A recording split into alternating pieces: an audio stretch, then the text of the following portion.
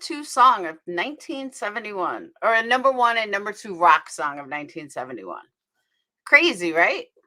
So, hello everyone. Thank you guys for the birthday wishes. Definitely appreciate it. Thank you guys for the PayPals, Cash Apps. Totally appreciate it. I think we're down to we need 39 more to hit 52. Because, yes, I'm old as fuck. What's up? So, tonight is going to be fun. Whoever dares to come up. We have, since everyone knows that I'm spiritual, but I'm not religious, we have spiritual as fuck cards, which are actually pretty awesome. We have tarot cards. If anybody wants their tarots read.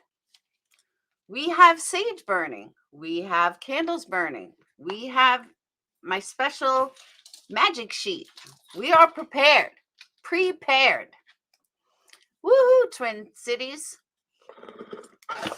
But first, I must let Buka out. Hold on. Come on.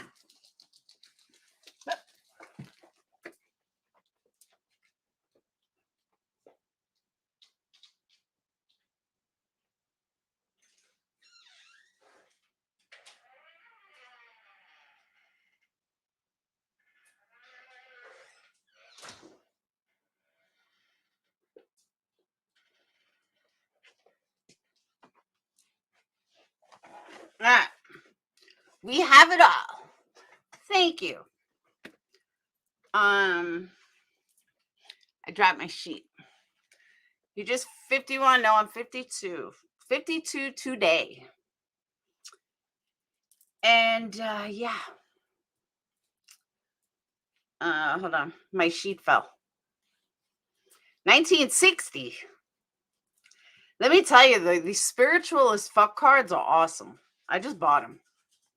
I cleansed them. And they're pretty awesome. Like, for real. All right. So first things first. I am not a reverend. So the title about being a world famous tarot reader expert. So here's the thing. I'm known throughout. I'm going to do what everyone else does. I'm known throughout the world because I have subs from all over the world. So that makes me world famous. I am a tarot card reader. So when you put those together, I'm an expert in something. I haven't really figured out what I'm expert in, but I'm an expert in something. I'm an expert in being me. So when you put all those together, you get world-renowned expert. That's where it came from. So it's not a lie, and that's the way it is. I'll read whoever wants to be read. I'm a little slow though because I still look stuff up so I don't get it wrong. So don't expect, a pro here because you're not going to get a pro as far as knowing everything because I'm still learning. But yeah, we'll have some fun. First thing I want to say is about the Fox News report. If you haven't seen it yet, let me show it to you. It's about the Idaho 4. I know a lot of people are going to disagree with me. I'm an expert candle maker. Thank you, Blue Eyed. But I don't believe it. And I'm going to tell you why I don't believe it. So let me pull up the article first. Oh, and I have a new case for you guys that someone showed me. I was like, whoa. Hold on, let me pull it up.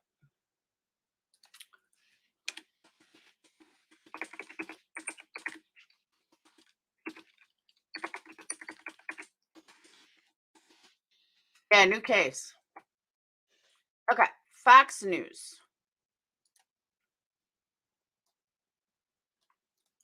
Whoop.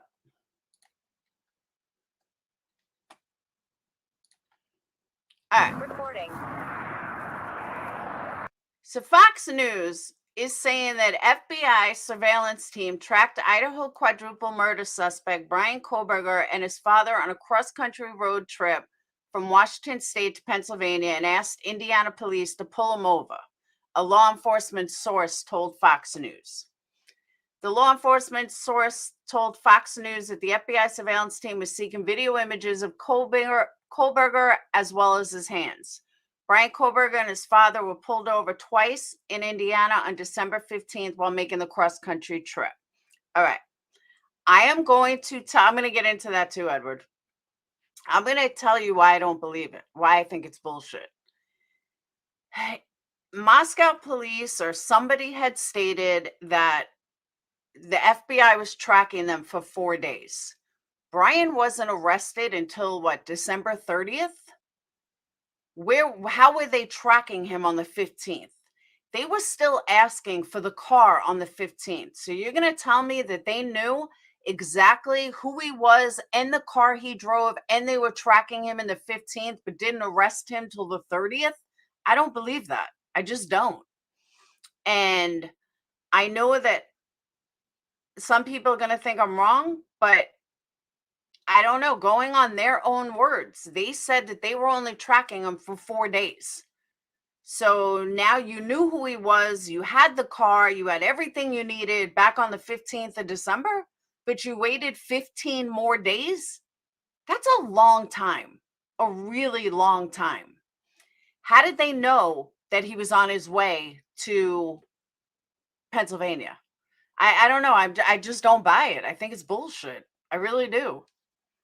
I think maybe they're trying to cover their ass. I don't know, but it just doesn't add up to me. It seems sketchy. It doesn't seem right. I don't know. There's a video of a chopper plane. See, that I believe, though. I absolutely believe that chopper plane 2 hours before the arrest. I get that. But 15 days? He could have killed again. If you're so worried that it was him, why did you need a cop to pull him over to see his hands? You're the FBI.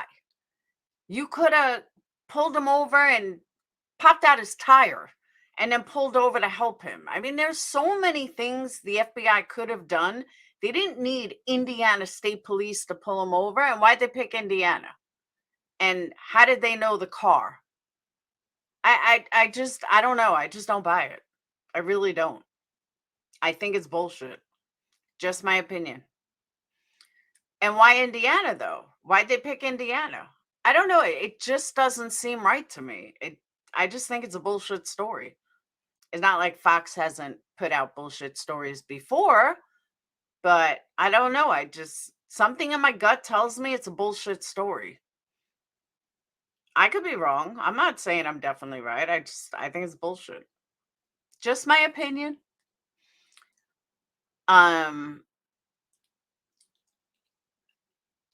Maybe that glove was his. The what? The one that what's his name found? I don't know about that.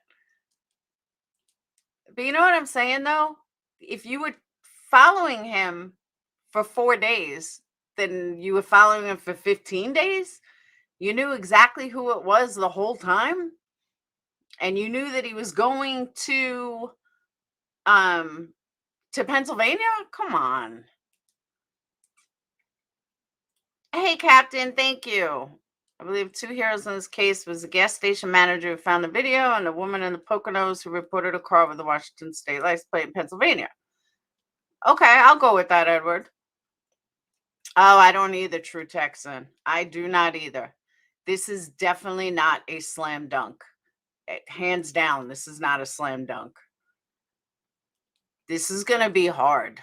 They think it's going to be easy, and it's going to be hard. And as far as watching the plane, I watched about 5 minutes of it on T-Rev's channel while I was getting ready. No, okay, this is pointless.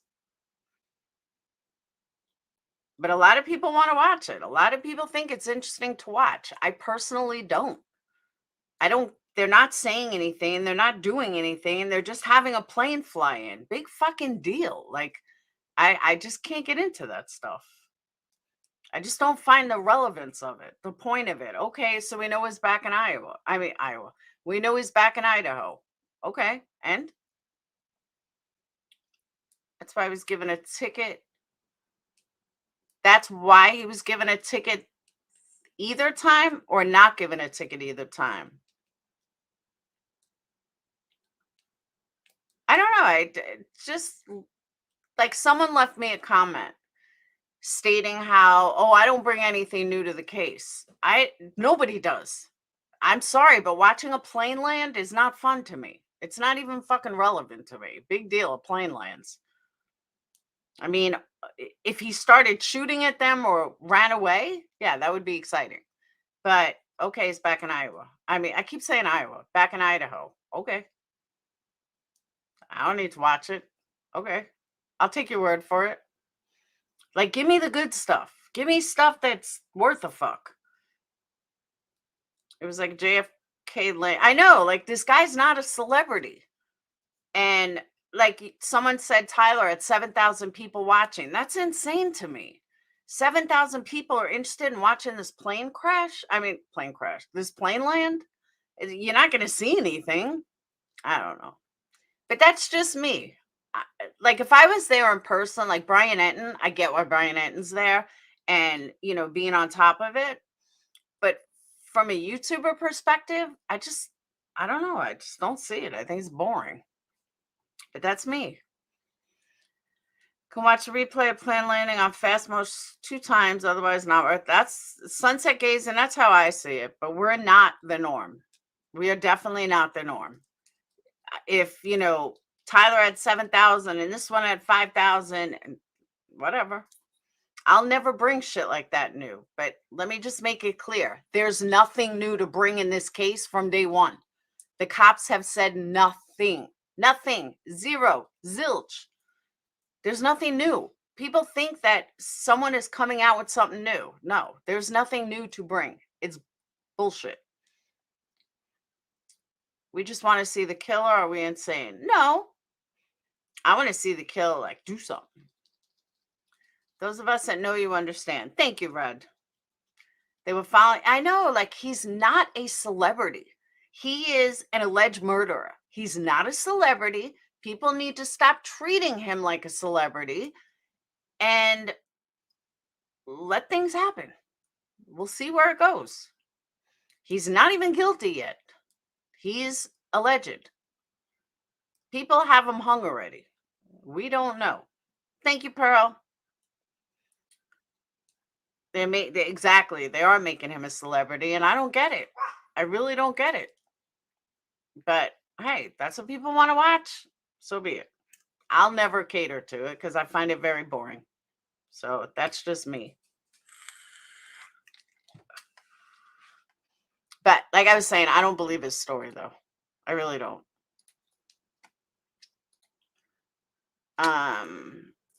Jackie, it's not Tyler. If 7,000 people are in there watching it, then that's him. I mean, you can't blame him for that. Now that would be exciting. But they're not going to let that happen, Mike. He's too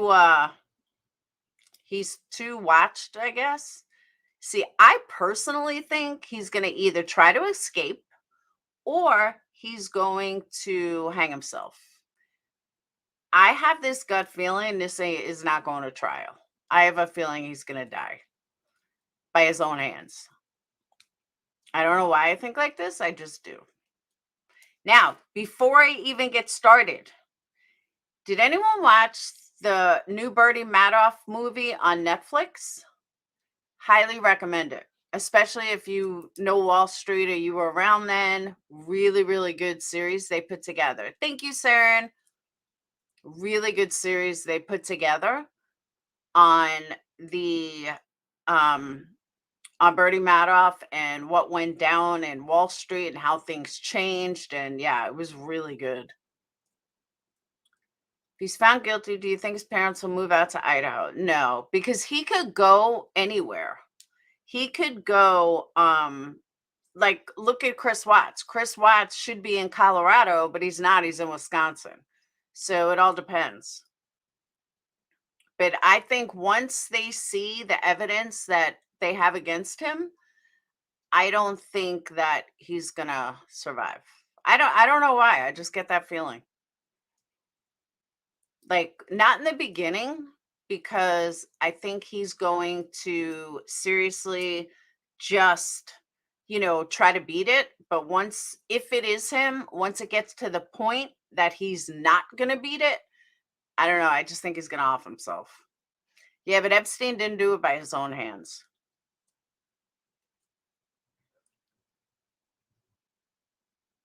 I watched a different Madoff documentary. It was so horrible. His one son committing suicide. Yes. But it's brand new on Netflix. It's really good. Like really, really good. Federal prison. Brad did 9 years in federal prison. He was moved like 4 times. Okay, first we're going to start out with spiritual as fuck cards.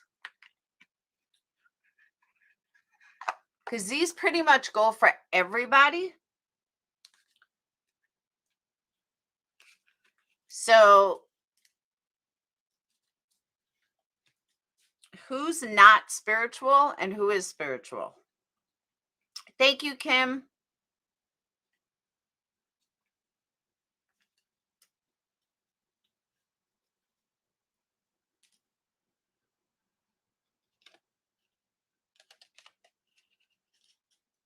Yeah, feds, you can go to any state. I'm not, but think you are. Oh, it has a little card holder. I didn't realize that.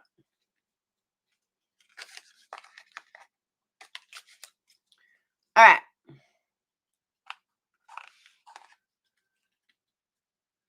So what I'm going to do first, before I have people come up and get their tarots read, what I'm going to do first is, it's bright. Because I'm old, I can't really see well, so I need light. All right. So who wants their first spiritual card?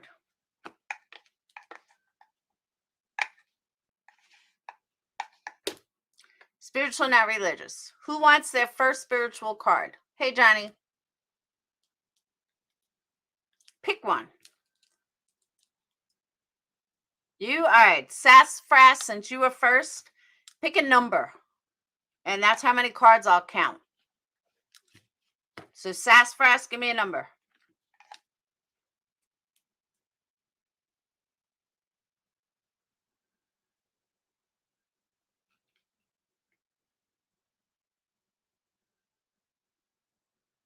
Sassafras says 7. All right. I'm going to count 7.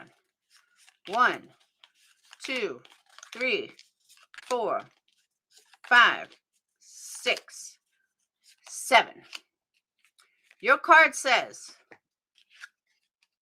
the present moment is amazing. And what does it mean? Oh, actually, it says the present moment is fucking amazing. And what does it mean? It means open up your eyeballs and look around. Even if you happen to be in the shittiest of shit times, there's probably something beautiful to notice right this very second. It could be that babies have eyelashes, and how could babies get any fucking cuter than having little baby eyelashes?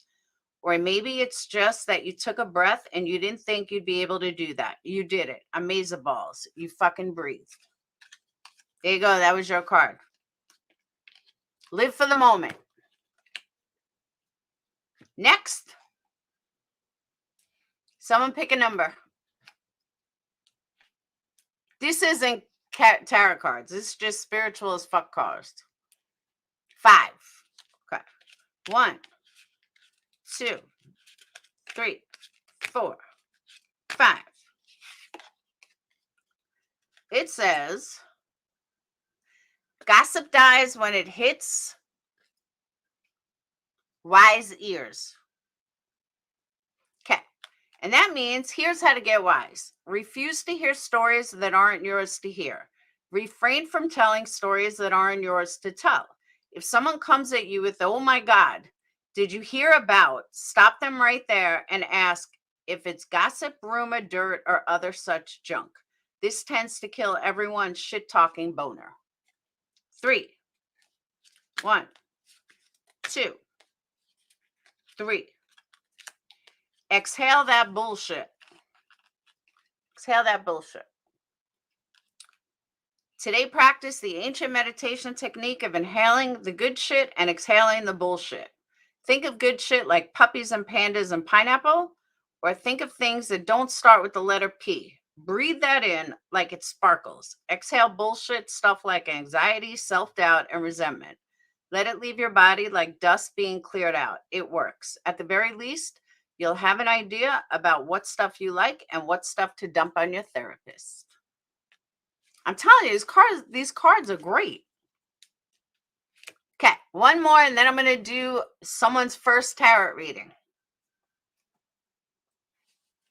They are amazing. I agree. I just bought them.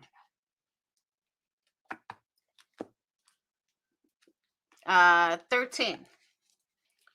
1, 2, 3, 4, 5, 6, 7, 8, 9, 10, 11, 12, 13.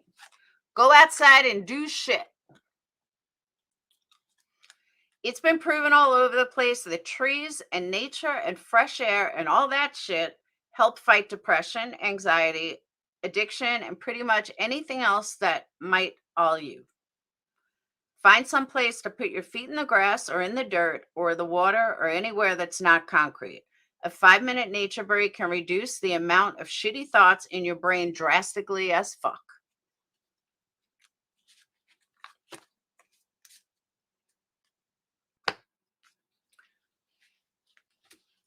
It is true. All right. So I'm going to put up the link. Let me put my spiritual cards away.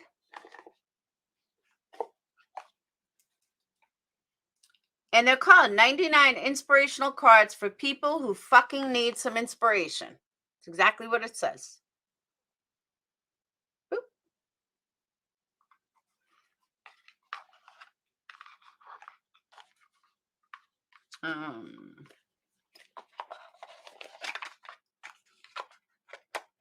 Yeah. Let me just burn some more sage while I get everything ready.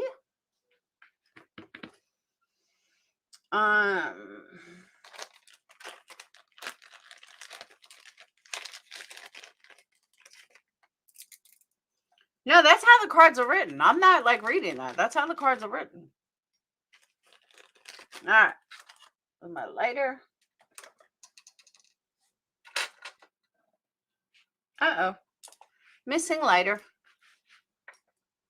Got my little sage pit.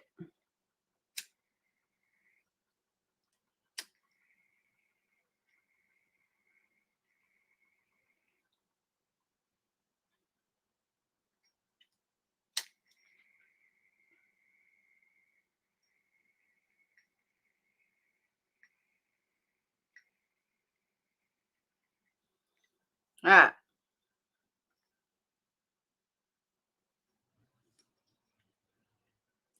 We got sage burning.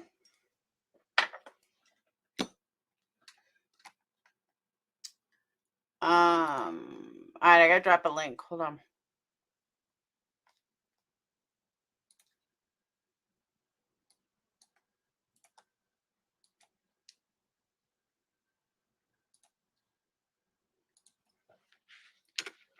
Tarot readings.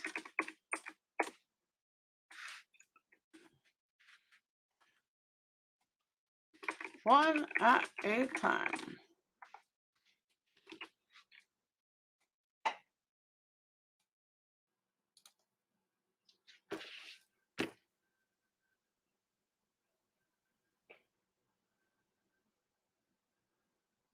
Who's coming up first to get a tarot read?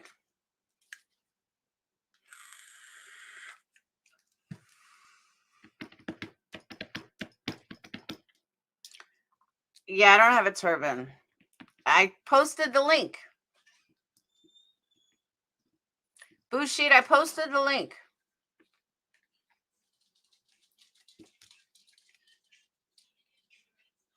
Hey, Jamie.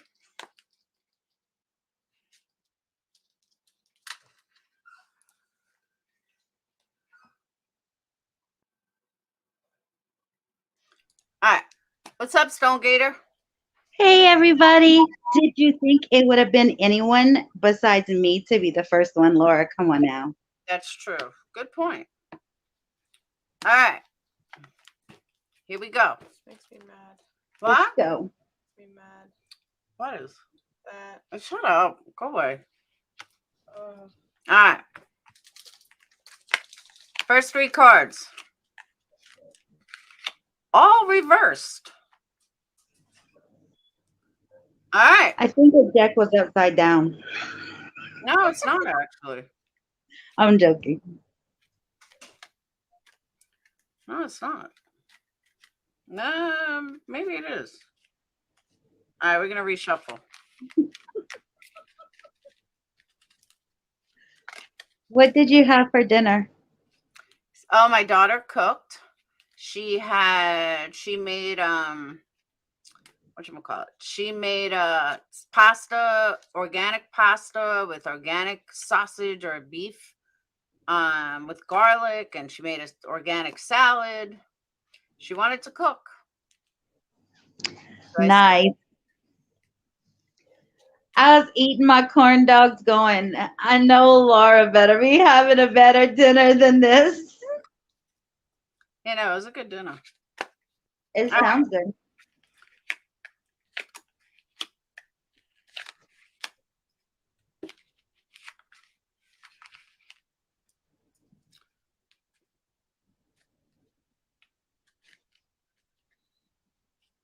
Do, do, do, do.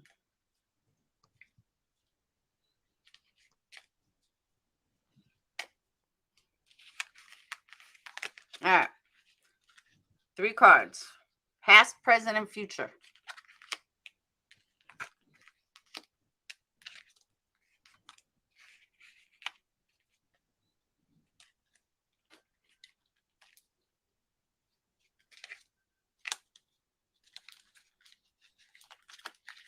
I did not mix these up enough. Good. Hold on. We're mixing them up more. You trying to stack my cards over there? No, what happens is the first time, I don't know where my other deck went. I had another deck that I liked, and I don't know where it went.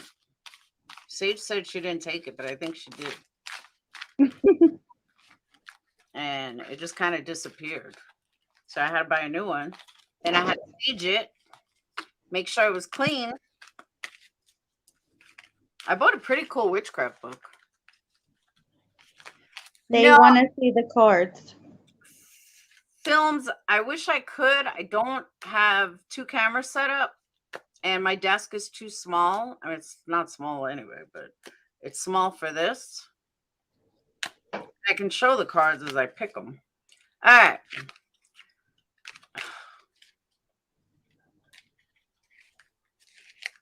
All right.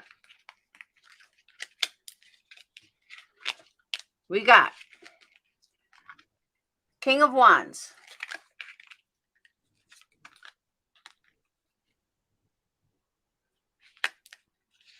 What was it? It doesn't say. It's got a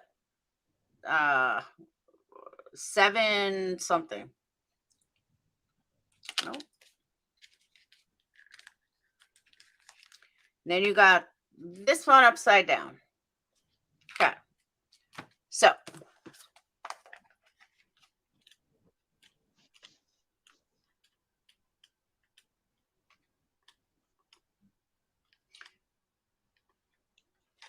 This gator does. oh.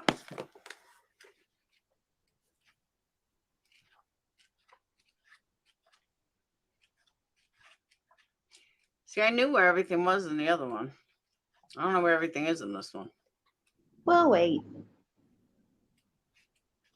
I waited all day for this live. Yeah, I was trying to find my other cards. I was like, where are my cards? Who's drunk? Come on, really? Gray screen says 7 of Pentacles.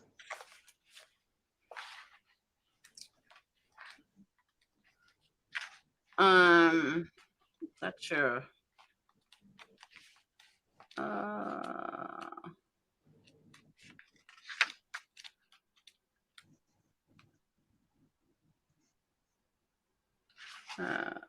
No. All right, I'm gonna start with the others. King of Wands. This book is too big.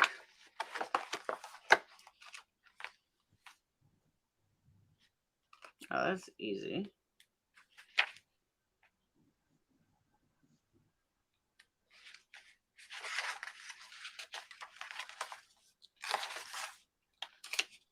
There's one card I pulled that I've never seen, and that's the one I'm trying to find.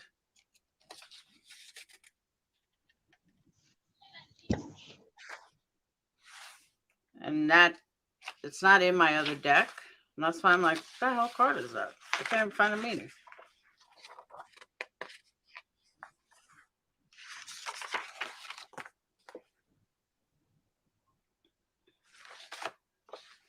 All right, we're going to go King of Wands to start.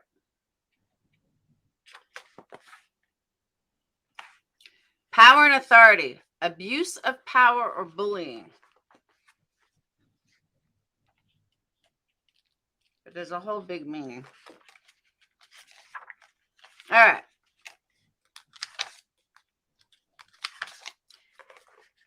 King of Wands, right side up. King of Wands represent person who embodies the qualities of leadership, authority, stability, and calm in the face of adversity. Or this card may be asking that you step into an authoritative role in some area of your life.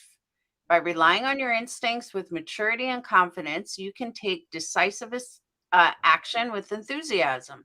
Notice how you react around others who display these characteristics. Does that sound like you? 1000%. Okay. Now we have 7 of Pentacles, which is also right side up.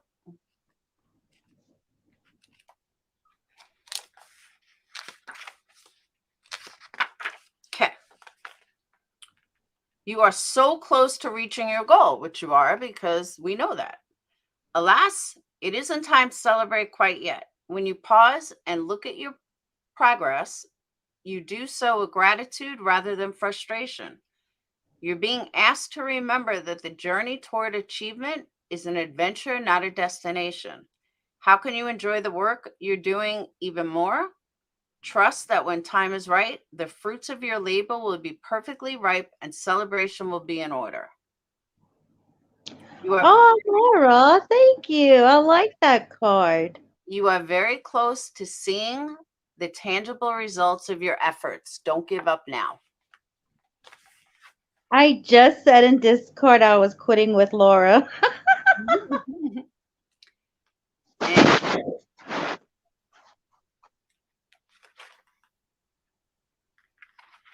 All right, this has to be it.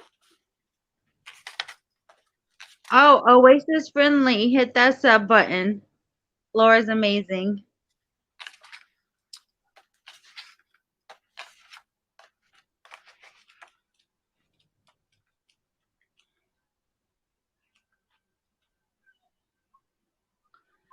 Yeah, look at that.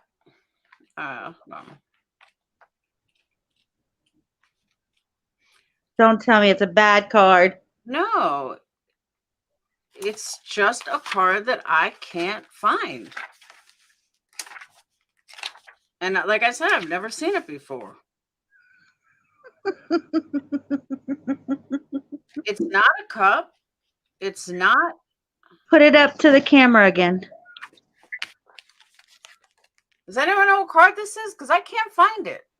It's at the bottom. Raise it up. Yep. That's the Hierophant. Why can't I find it? It's a major arcana.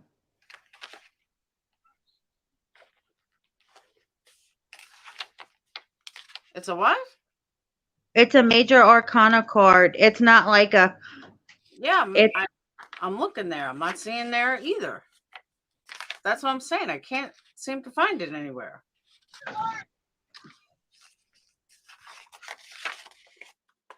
There it is. All right. So I found it. Is that the one that was upside down, Laura? Yes. Rigid beliefs you refuse to learn.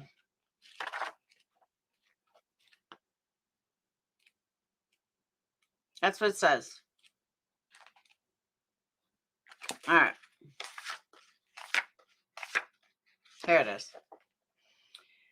You may deepen your spirituality by studying healing modalities or courses in the foundations of spiritual knowledge. You may even teach healing arts or offer spiritual guidance. Be open to a teacher entering your life. This may come in many forms.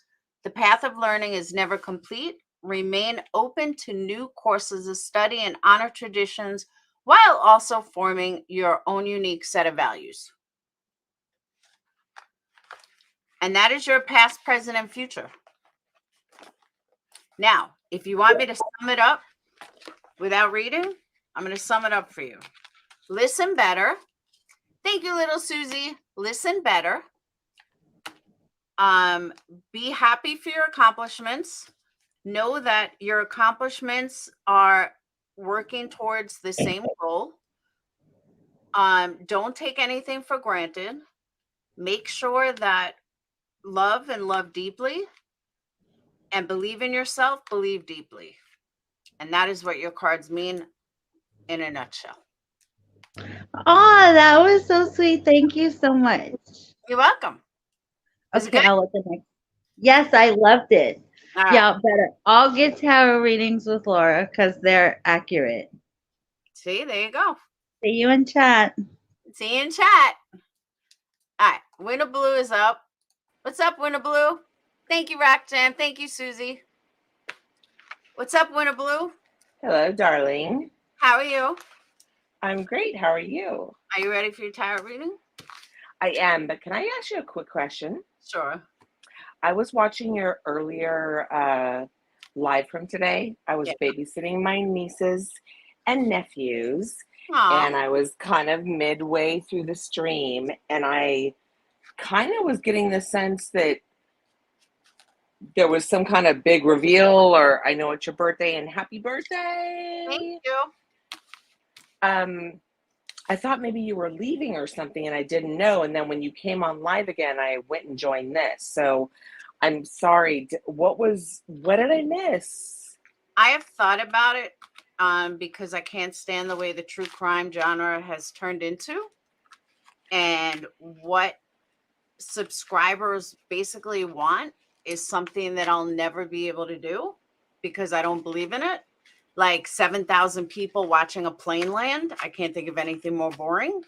Right. Which is all happening right now on like 10 different channels. Yeah. Yes. And everybody's competing with each other. Everybody is, thanks, Tony. Everybody's competing with each other. Everybody is, I don't know. It just, if you go out there and you do on the scene footage, you're a tragedy pimp, or if, it's just money. People are always bitching. Everyone's always got something to say about everybody. I'm just tired of it. Right. So I reached out to your mods. I think it was Jerry or whatever. And she said, no, I don't think she's leaving. What would you like to do going forward? Because I feel you. I get it. What would you like to do? I still want to do true crime. I don't want all the bullshit that goes along with it. Like, you don't care about the greed and the monetization and all that. You want to get the facts out. Oh no, I care about monetization. I mean, this is what I do. Right. Besides my candle business. But I'm saying that the way it seems lately is, in order to make money, you have to put out a bunch of bullshit that means absolutely nothing. Like some of the stuff that I saw people putting out was mind-blowing to me, that I don't even understand why this matters. Like it's little crumbs, and all the creators are putting it in their taglines, and everybody's okay. I just wanted to make sure you weren't going anywhere, because I love you, girl. So I know. No, I mean, my Patreons and members would kill me if I just quit. And like, I don't want to do that. but it's just really frustrating to see it over and over and over that people will make a 3-hour live and they'll have tons of people in there, but people will have like a 3-hour live based on nonsense. Yeah, Zav girl, all those things. Can I ask you a question just because I'm curious? Do you like 10 to Life, Annie Elise? No, I don't. Oh, you don't? Okay. No. You don't have to tell me why. Okay.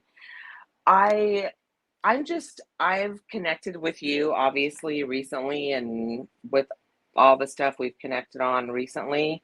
I'm with you, and I would just love to pick your brain. I know you're very busy, but I'm a total newbie. I know nothing about this. I'm just a follower, but I really adore you, and you're just real and organic. So Thank if you. you ever just want to like start something, or not start something because you're already established, but you know, tagline it different, that you're not so worried about, you know, 100,000 subscribers. You just want to get the facts out, because that's where the people are following right now, because all of this community, at least just with the Idaho 4, they're all just chomping at the bit. And Yep. and it's ridiculous, because we all damn know that we want to help, but like, y'all, come on. I mean, we have to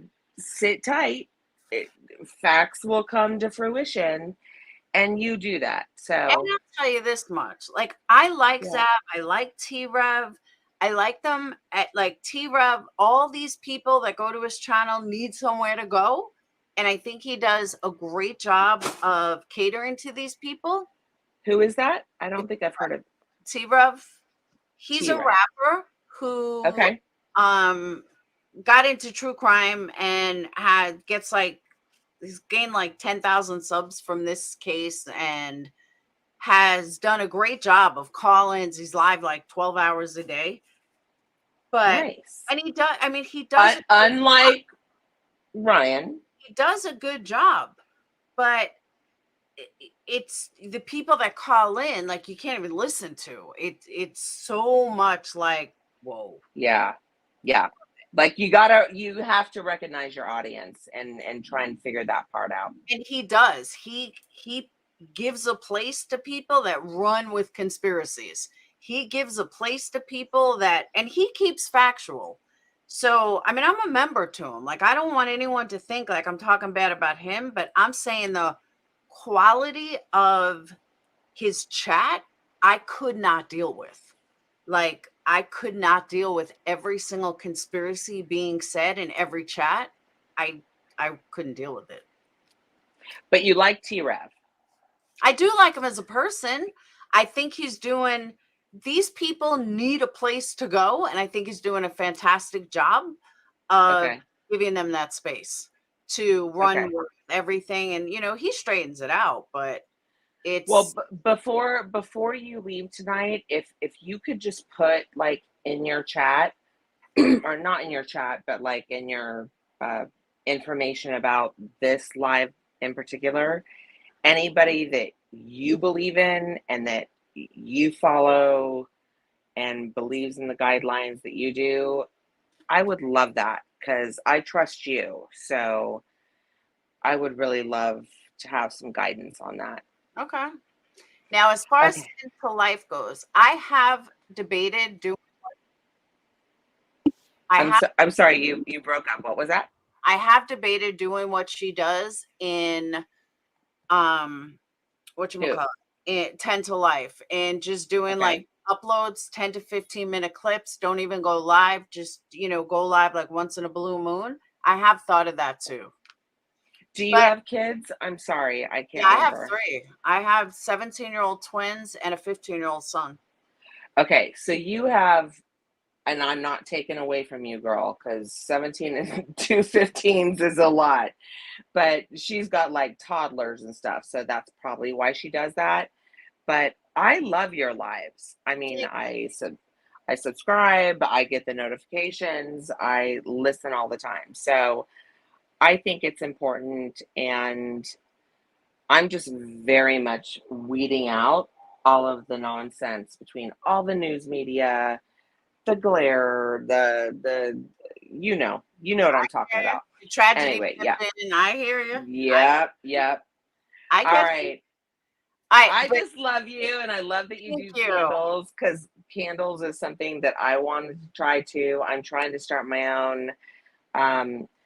I'm not saying this to promote anything on YouTube right now, okay? But I'm literally just very minute green, trying to start a perfume line.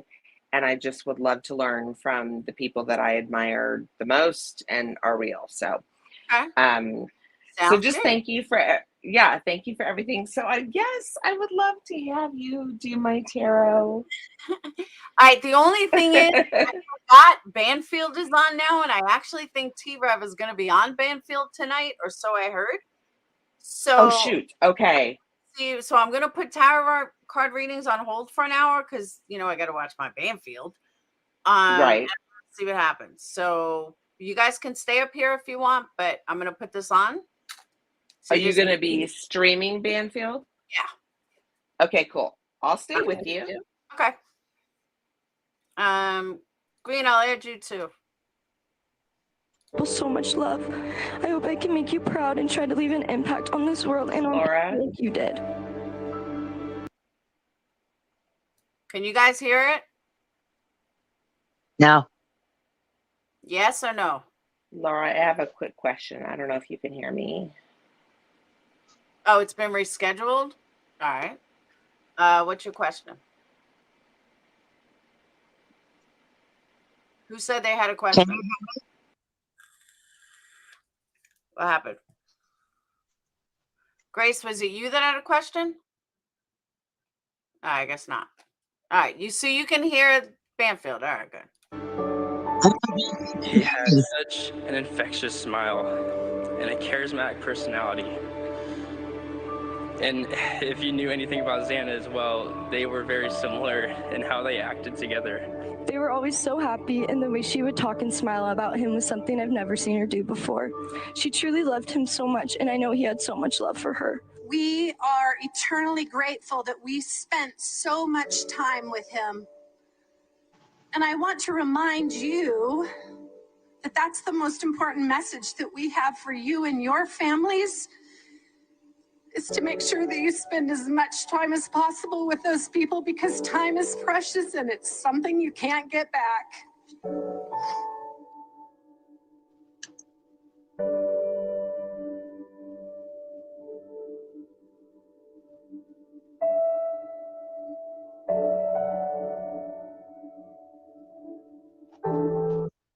I want to follow the pack in covering what I believe is the theater of the absurd. Here's the reality, okay, as far as I can depict it. Why is Cuomo on? Banfield not on anymore? Isn't she 10 o'clock?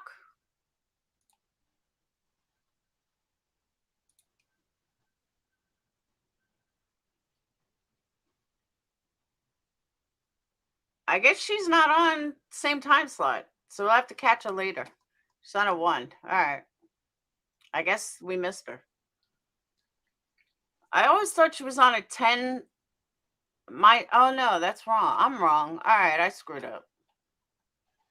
All right, no biggie.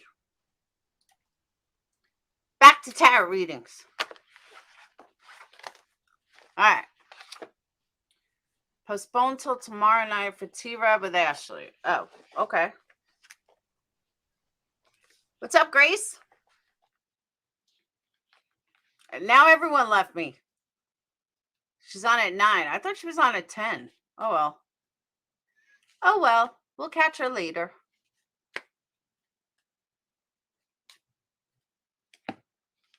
All right. Who's coming up? We're going to do some real tarot readings.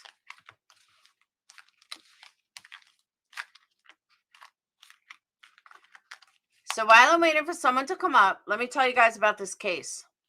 So a doctor in California took his Tesla and drove it over a cliff.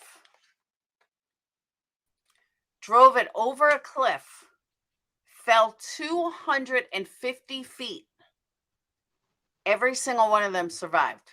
He is in jail and with very few injuries. He is in jail right now. He was arrested for attempted murder, but his family survived. How everybody survived this fall, I have no idea. 250 feet down the cliff, and they all survived with almost no scratches. What were you going to say? Is my mic working? Yeah, I hear you. Okay. Okay, good. It wasn't working before. Oh, I'm sorry. You heard about that story? Yes, I've heard about that. It's crazy. Yeah, something Patel. But I just don't understand how they know he did it intentionally. Unless he said something first. I don't know either. I saw the news clip on it, but I don't know why he did it. It's crazy. Yeah, they're saying he did it on purpose. He's in jail for attempted murder. It's nuts. But I can't believe they fell 250 feet and they all survived with no serious injuries. That's crazy. Is that what it is, Joseph? Tesla manufacturing? That's wild. That's a safe ass car if you can go 250 feet down and y'all barely have a scratch. It's insane. I know my daughter-in-law basically, she lost her sister August 8th. She lost her sister and her nephew because they went over a bridge, but it was only like a 20-foot drop. 2 of them died and 6 of them survived. Crazy. All right. You ready for your tarot reading? Yes.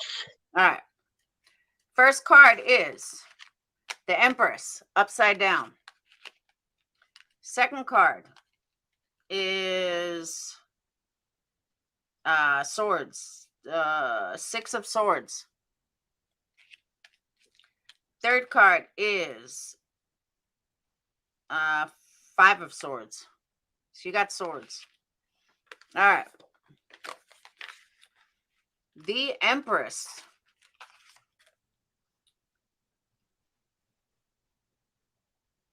You need to channel into yourself and clear your mind and ask your heart for the answers you seek. Have you been looking for answers for something? Yes. And you've been disconnected from your own intuition? Yeah, because I keep arguing with myself about different things. Yep. Like I just can't make a final decision. Well, you need to stop looking for answers outside of yourself and realize that you have the power within for the tap into the source within the answer within for answers, even if it feels uncomfortable at first.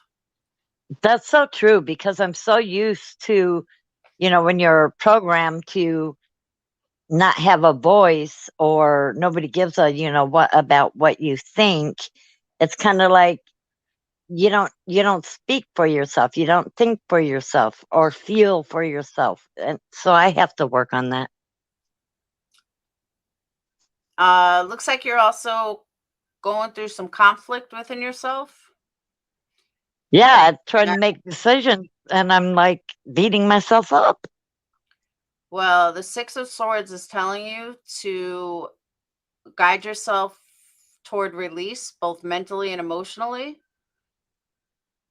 The action is a healing journey that may take place within you or be tied to a physical journey undertaken to give yourself distance and space. Right. It's an important traveling is an important sign element of you healing in your healing journey. Okay.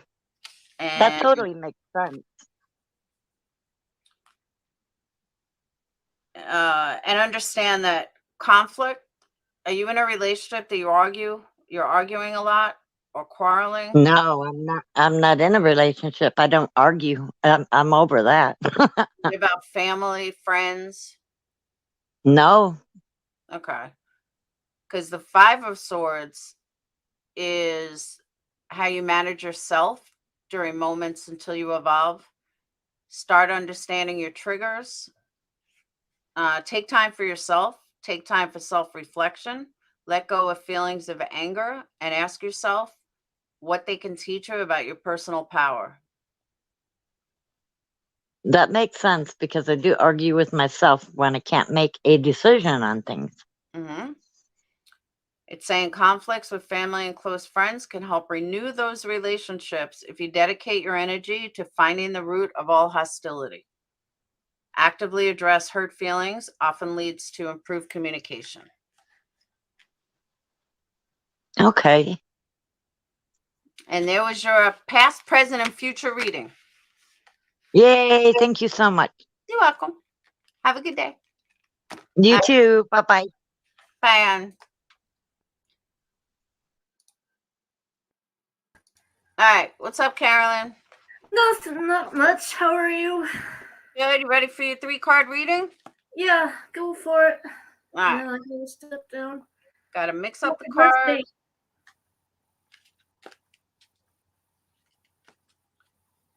Am I monetized? Yeah, I'm monetized. My voice is kind of croggy, but See, Stoner, I did yours. I just read it straight, which I shouldn't have done. I should have gone with, I got my groove back, but it took a minute to get the groove back. All right. Okay.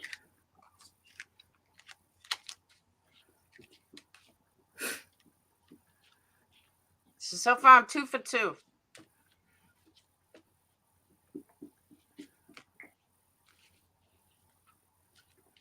All right. Your cards. Yeah. You got a High Priestess. You got a 10 of Pentacles. And you got a King of Pentacles. All right. What do you mean?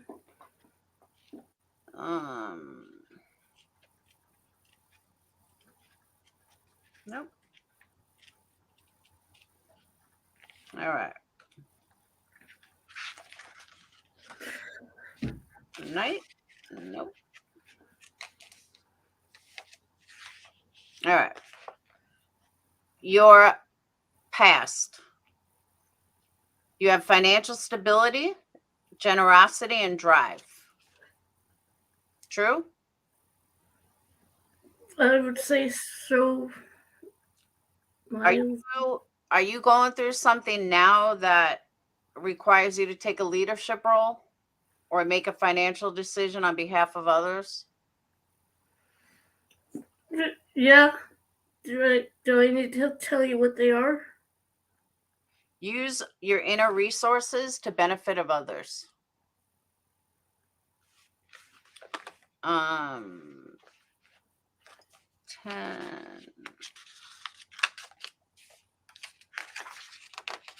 Yep.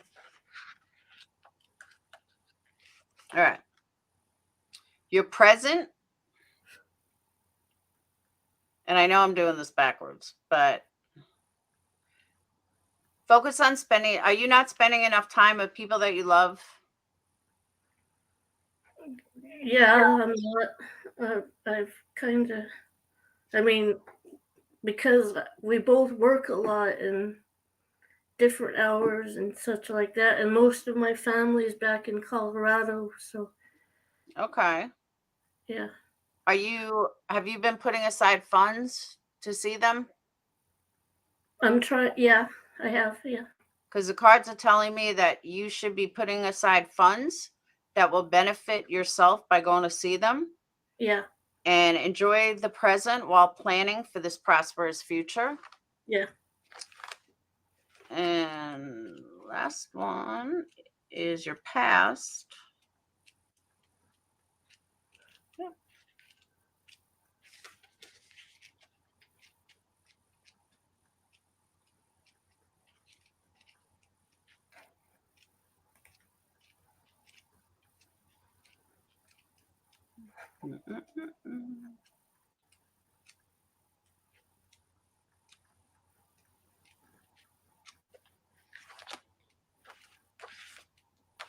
All right. All right. Stop looking for answers. Again, stop looking for answers outside of yourself. Do you sometimes feel like you're not allowing yourself or others to love or care for you? I have been feeling that every time and time again, but yeah. Are you trying to force yourself into a situation? Because the cards are saying don't force yourself. No, I'm trying to get out. You're trying to get out of a bad situation? Yeah. Again. All right. Go within to connect to divine guidance.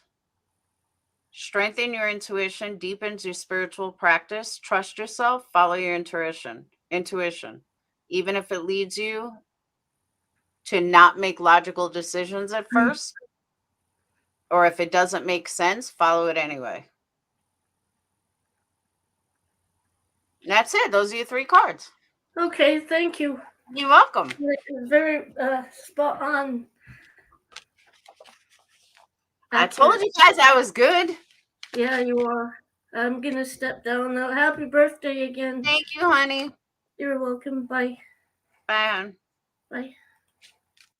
All right. I'm mixing them up. All right, what a blue, you're next. I'm back. Thank you, Glory. All right. Were you the one that said you want to ask me something and then you dropped off? Yeah, we were talking and then you said that Banfield was coming up, so you dropped me just because we thought she was coming up. Yeah, it's fine. Missed it. I'm back. It's all good. All right. Mixing up the cards. I am a unicorn. I can't wait to hear this. Mm-hmm.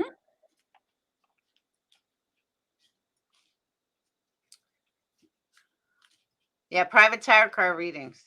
I'm only doing 3 cards for now, but no, 3 is my favorite number, so that's awesome. That's 3 is my favorite number. Yeah, I'm telling you, you and I need to talk. All right. All right.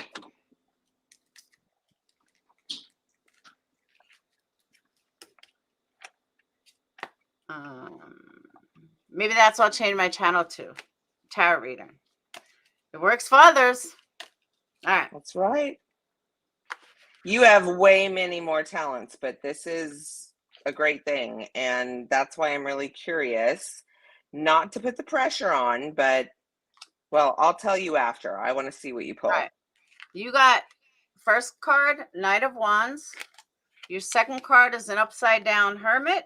And your third card is Strength, upside down. All right. Interesting. Okay. Knight of Wands. 9 or Knight? Knight. Knight of Wands. Okay. All right. I usually get Queen of Cups, so I don't know how that measures up, but I'm hearing you out. Okay, now this is kind of interesting though, because Knight of Wands indicates that you want to take action on ideas and projects, and you just said that you did. So consider this the green light to go ahead and do it. So now's the time to do it. Once you take the first step, everything else is going to come into place. Okay. And have confidence in yourself. Don't let others try to bring you down. Don't, even if you feel blocked or stagnant, energy comes to reignite the spark of passion and move you along towards your goals. Awesome. So follow that. Hermit.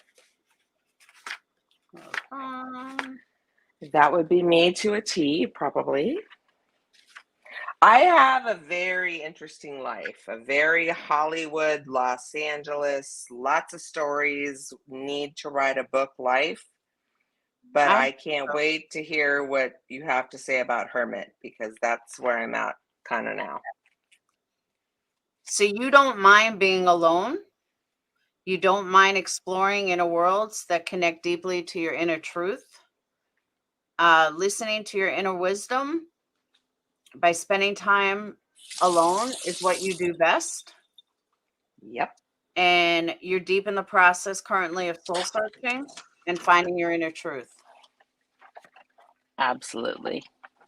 100%. Okay. And last one is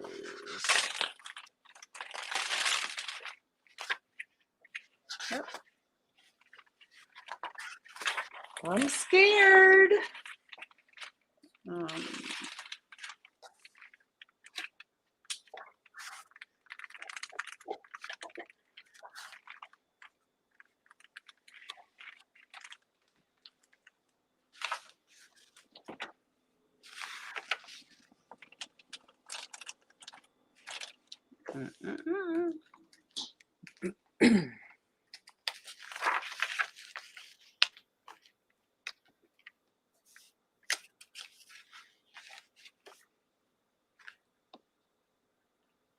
Really? Hold on. Oh boy.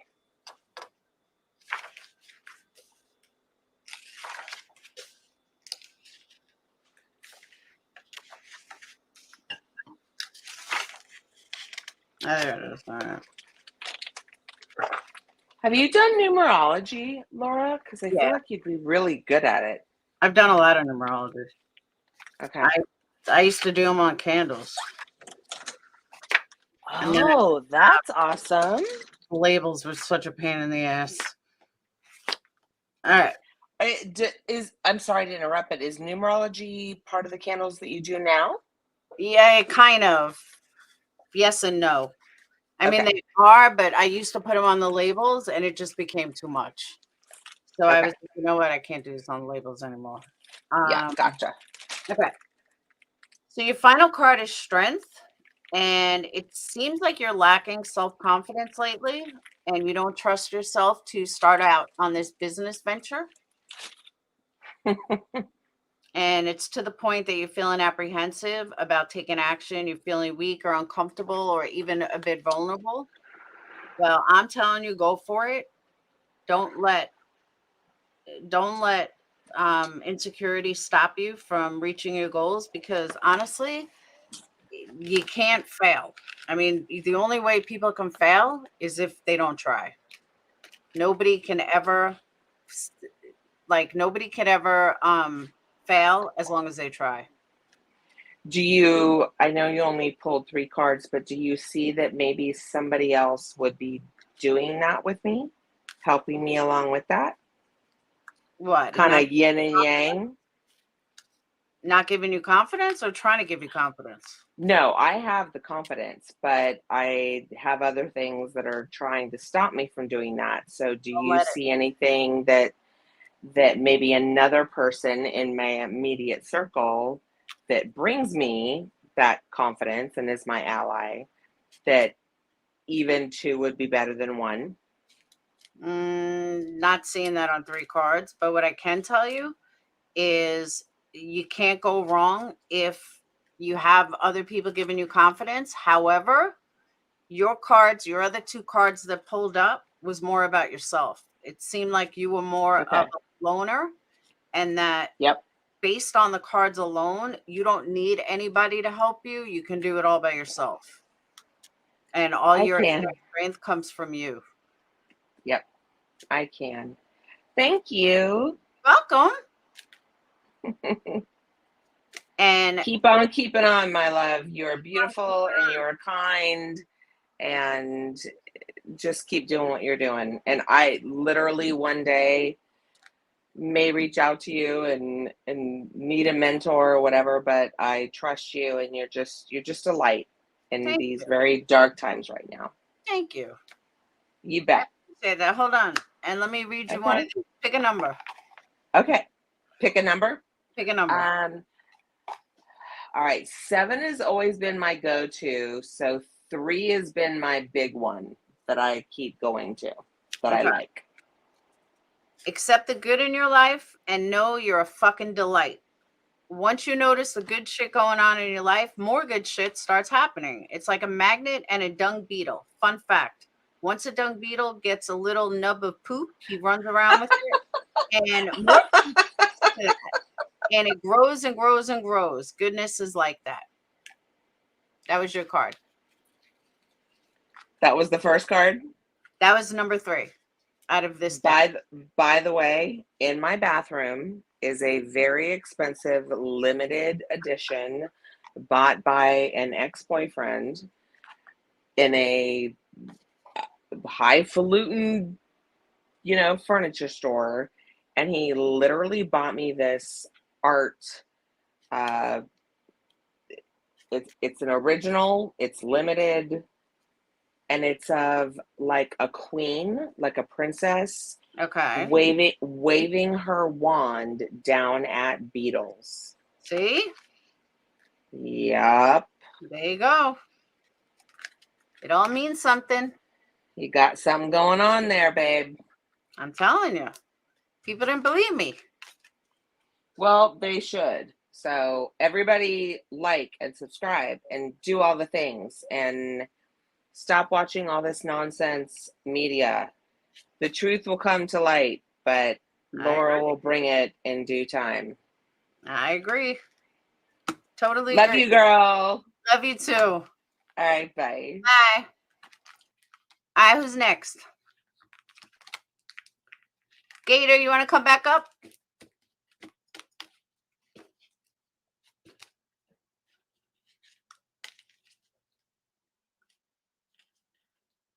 Thank you, Scooby. I don't believe in this. How could you not believe in it?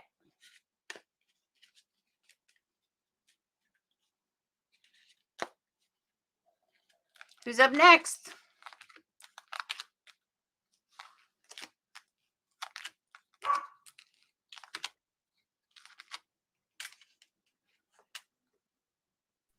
What's up, Chicky Boom Boom?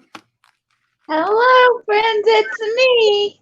How are y'all? Good. All right, let's do this. All right. You got the Sun, King of Pentacles upside down, and you got 8 of Swords, 7 of Swords, 7 of Swords. The Sun right side up.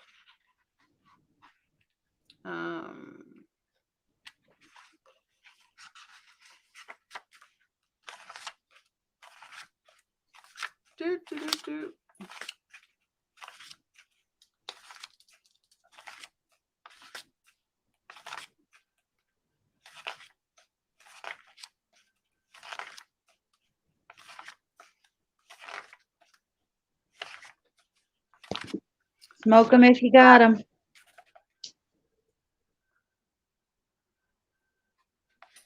All right. You are looking for clarity in mucky situations. Have you been not feeling so healthy lately? Depressed, yes. Well, improved health is on its way, and it will return your enthusiasm for life, but you have to make that happen.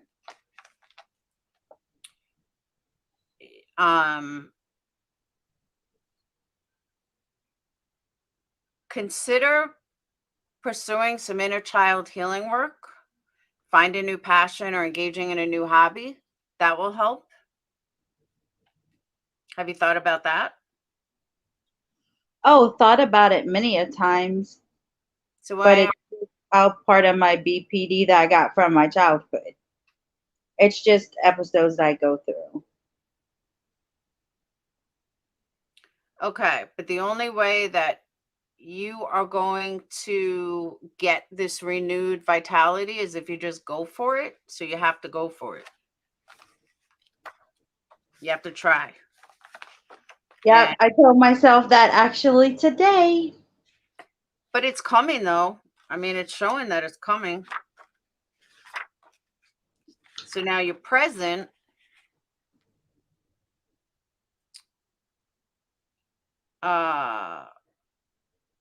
If you put in the solid effort, you will get more lasting and meaningful results. Don't worry about your mundane daily tasks that you do every day. What you need to do is set goals and take realistic steps towards those goals without burning out. How do you go reverse from burnt out? How do you go from what? How do you go reverse from being burnt out if you're already there? How do you go back? You got to set small goals. You have to write them out. I'm a big believer in writing everything out, but write things out, take slow steps. And even if you feel burnt out, think of like a business. If you have a business, you're going to get burnt out. You're absolutely going to get burnt out. But if you take small little steps after you burn out and you say, okay, I'm not going to be able to work 20 hours today, it's not going to happen. So I need to take a step back. All right, you know what? Let me try to get as much work as I can done in 3 hours. And if you can't do it in 3 hours, in 10 minutes. All right, let me just do smaller steps. Let me go for an hour right now. Then maybe next month I'll do 2 hours. It's all baby steps. And that's how you have to do it. So Maybe you can kick my ass every day to get me to go walk because I just need the motivation to get up and go do it. I used to walk 2 miles every day. okay, but why do you have to do it? Do you have to do it for your own health? Do you have to do it for your own benefit? Sanity. For what? For health and for my sanity because when I walk, I free my mind, but I just can't. I just don't have the motivation. I think about putting my tennis shoes on to go, and it just never happens. Okay. Before, So your doctor told you have to do it. no, I did it myself to lose weight. Okay. So then you have to think to yourself, you know what? If I walk right now, if I continue to walk, that's going to make me feel better. And I'll use this as a lack of a better way to say it because I know you'll understand it. But if I walk, I'm going to be able to smoke more pot. And I'm going to be able to smoke more pot because I'm going to be healthier. And I'm going to be healthier if I walk. And I know that my goal is to smoke more pot and be stoned more. But if I'm not healthy, then I'm not going to enjoy pot that much. That has to, because I know you're a big stoner. That is your goals of how you have to look at it. Look at it as, all right, if I lose some weight and I get healthier, I could smoke double the pot. And I want to smoke double the pot. So I got to get healthy. Use that as motivation. And don't worry about what anyone says. What motivation is within you. So if pot makes you more motivated, then so be it. Use pot as a way to do it. I never thought about it like that. See? That's how you got to But look at it. I also don't think I can smoke double the pot, Laura. Come on now. No, but you'll enjoy smoking more if you're healthier. Right, and that also makes you feel better. So yeah, I totally understand what you're saying. I just have to get it in my mind. Even if it's a negative to smoke pot, like even if it's a negative, but if it helps you get to your goal, then fuck it. Go for it. That's how I see it. So, and like I said, I know this because I know she's a big stoner. That's why I know it. When And you said it, I was I knew she was gonna say something like that. don't be hesitant to take action. That's what the cards say. The last speech I said, the cards don't say get stoned more. Right. Oh my God, if you pulled another spiritual AF card and it says something about marijuana, I'm gonna drop right here. It might. All right. All right. 7. And your final, Scooby, I have a degree in psych. That was my original, what I was going to go into. Okay. Someone, okay. Your plan or strategy that you currently have is not working. So you need to change it. You need to approach things from a different perspective. Don't give up on your ideas. Just reorganize your thoughts. And it's basically what I just said, which I didn't even know that was going to be your final card. Like, I didn't know what it, it meant off the top of my head, but that's kind of weird though. That's actually what I'm in the process of thinking about. Mm-hmm. Like, since the depression kicked in a couple of days ago. Mm-hmm. So, yeah, that's awesome. And that's it. Those are your final cards. So you kicking me out now? I'm kicking you out. You're so mean to me. I have to bring my talent. Other people might want readings. Stop being so mean to me just because I'm a pot smoker, Laura. I am not mean to you. Love you. Bye. I love you too. All right. Who's up next?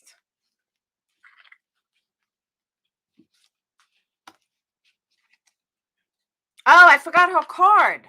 Shoot. All right, Stone Gator, pick a number. Totally forgot her card.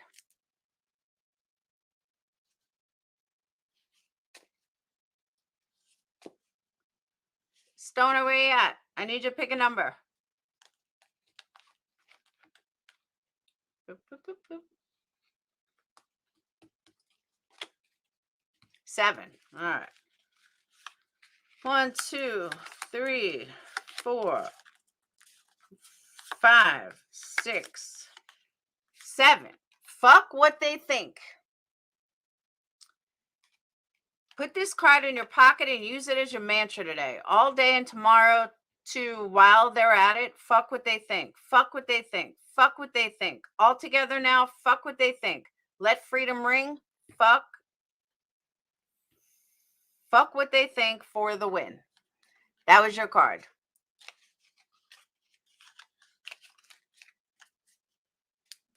All right.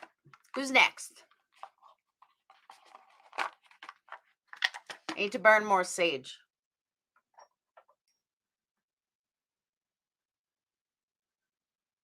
All right. Who's next? Who wants to come to the crystal ball?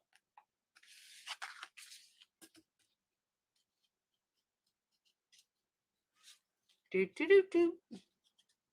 Please do 8. You have to get your tarot read first. All right. 1, 2, 3, 4, 5, 6, 7, 8. Here's your card. It says, sometimes everything is going wrong for the right reasons. You've been wanting life to get better, right?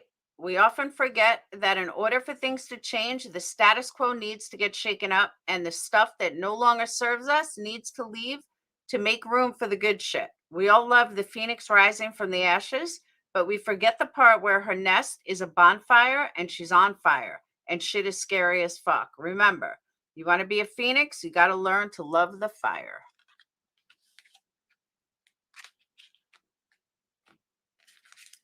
Do my tarot reading without calling in. I can't. Because then it could be anybody. You do have to come on. Thank you, Bonnie. That was a good card.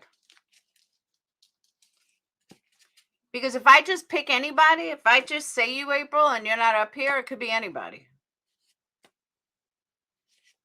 It's too wide of a range. The spirits, the cards have to like kind of be in contact with someone. You don't have to show your face. You just got to come up. Couldn't get through, so come on. Why couldn't you get through?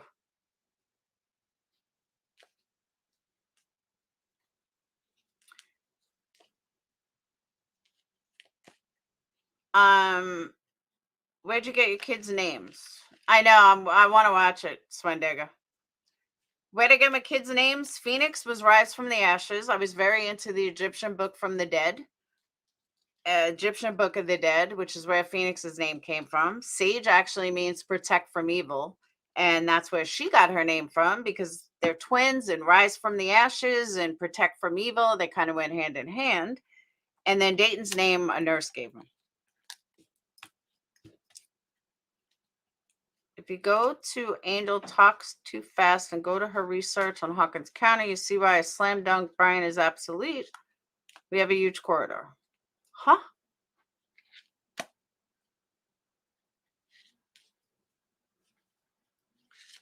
Your internet cell service won't allow it? I mean, I could try to do it, but it's not gonna, it could read for anybody. You know what I mean? And anyone that tells you different is full of shit.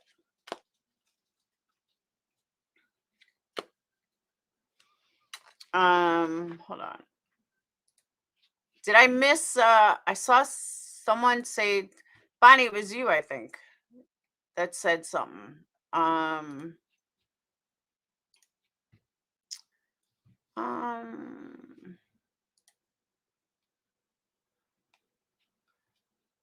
Why was, I'm looking for the, if I can find it.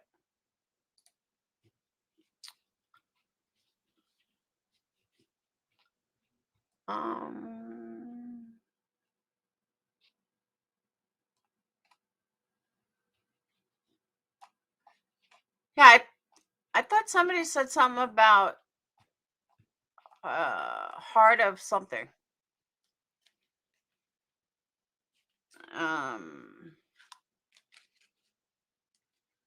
My baby's named Gray because I was super into aliens. No shit. Can we give you some info? I'll try to read cards over the internet, but I'm telling you, it doesn't work as well. But I will try.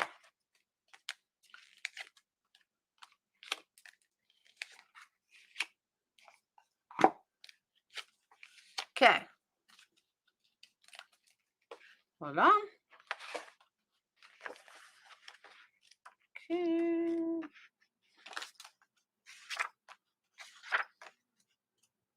Now, I can't, heart-shaped box. Thank you.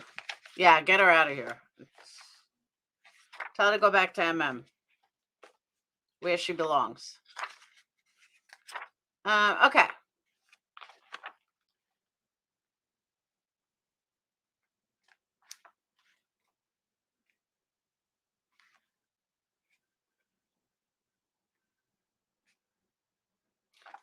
Someone has a father figure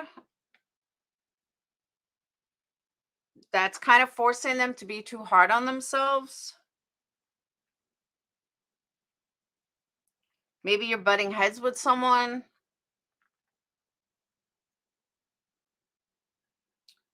That only cares about outer appearances. Thank you, Rin. Your inner child is a beautiful first step. Don't let anyone tell you to get over it. Celebrate you for trying. It is not about winning. It's the will to win that matters. Absolutely. You always have friends in this chat to help. Thank you, Saren.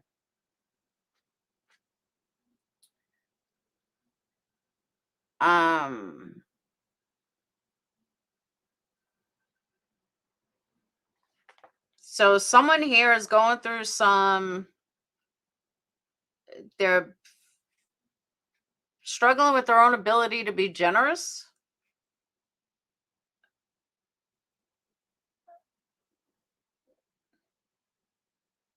Or that someone's trying to force you to see results. Anyone? Does that fit anyone? No?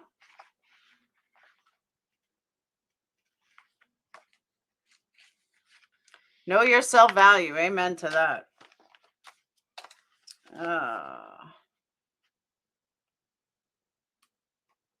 It's you? Well, here's your other cards.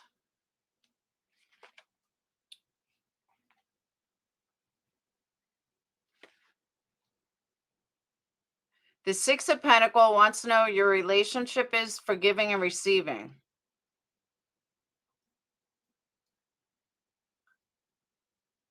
So someone out here is having battles with giving and receiving. You're already satisfied with the act of giving, but you feel weird receiving. Saren is now Winnie Blue. I gotcha. All right. Thank you, Winnie Blue. And you feel like people are not giving you back what you give. I did say father figure. That you may be fighting with a father figure over this. The good news is an unexpected gift is coming to you. And you're even contemplating if you should give it to charity or not. So does that fit anyone?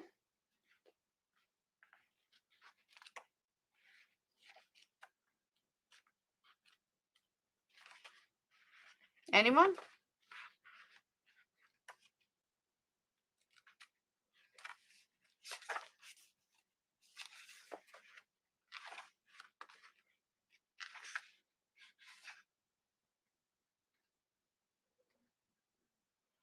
Well, maybe not UK rocks, but maybe someone else. Sassafras, does that fit you?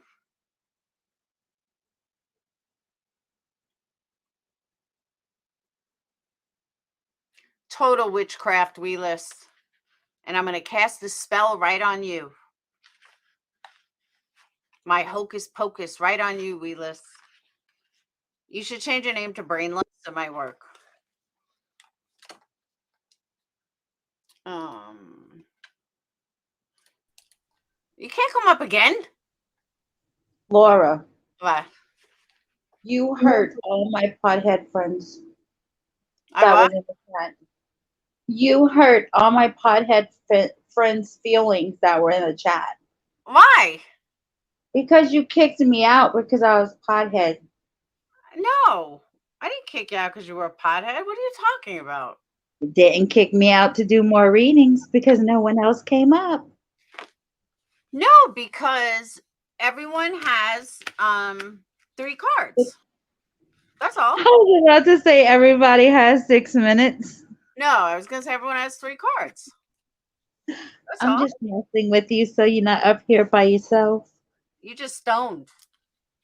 Nah, I'm about to smoke my last bowl of the day, y'all. There you go. Stoner. Well, my name is kind of like, just gives it away. It's not like it's a secret. Good point.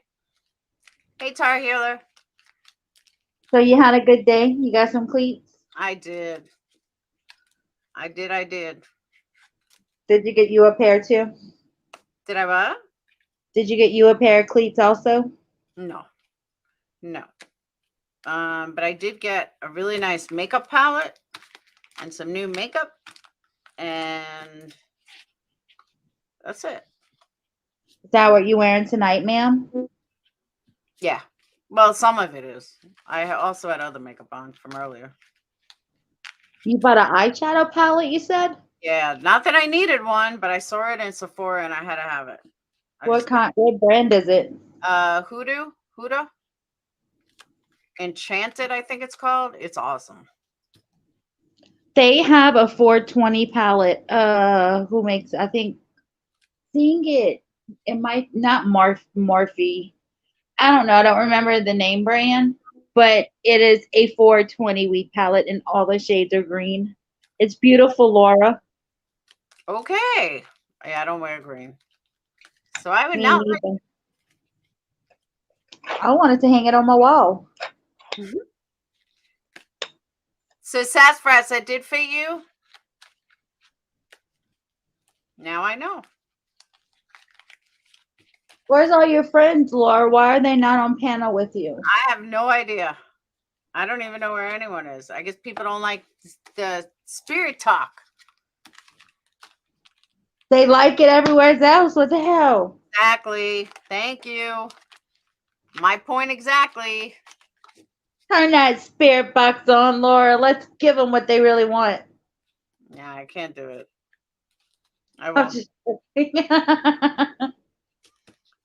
I will not do it. I'd rather start a brand new channel. I will tell you that your live earlier really kind of um, put a thought in my head, in my opinion, on the whole situation. What do you mean? You know how I was like hardcore, nothing but yes, it's true, 100%. I believe it, blah blah blah. Yeah. Well, your live you did earlier, it kind of made me think second thoughts and have, listening to your opinion and other people's opinions in the chat. So I do listen, regardless what the card says. Mhm. That I don't know, just the wheels are turning in my head. Maybe I just need to smoke this bowl. But yeah, I'm thinking maybe it's not so great as I thought it was. There you go. Hold on 1 second. Liz, let me explain something to you.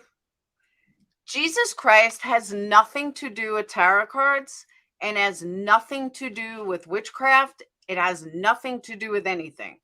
You do not know if Jesus Christ exists. You do not know what happens when you die. So why not live the best life you can while you're on earth? While you can actually physically touch, taste, scent, everything. So when people want to use that, oh, Jesus is, I'm sorry, but it doesn't mean anything. The Bible also condemns gays, and I don't have a problem with gays. Either does America. The gays, not gays. The Bible also says a lot of weird things. If you look at the Old Testament, the New Testament, eye for an eye. Like I hate when people quote things because you all believe in Jesus. Christianity as a whole believes in Jesus Christ. You all believe Jesus is the Messiah. So guess what? One believes you can have premarital sex, one doesn't.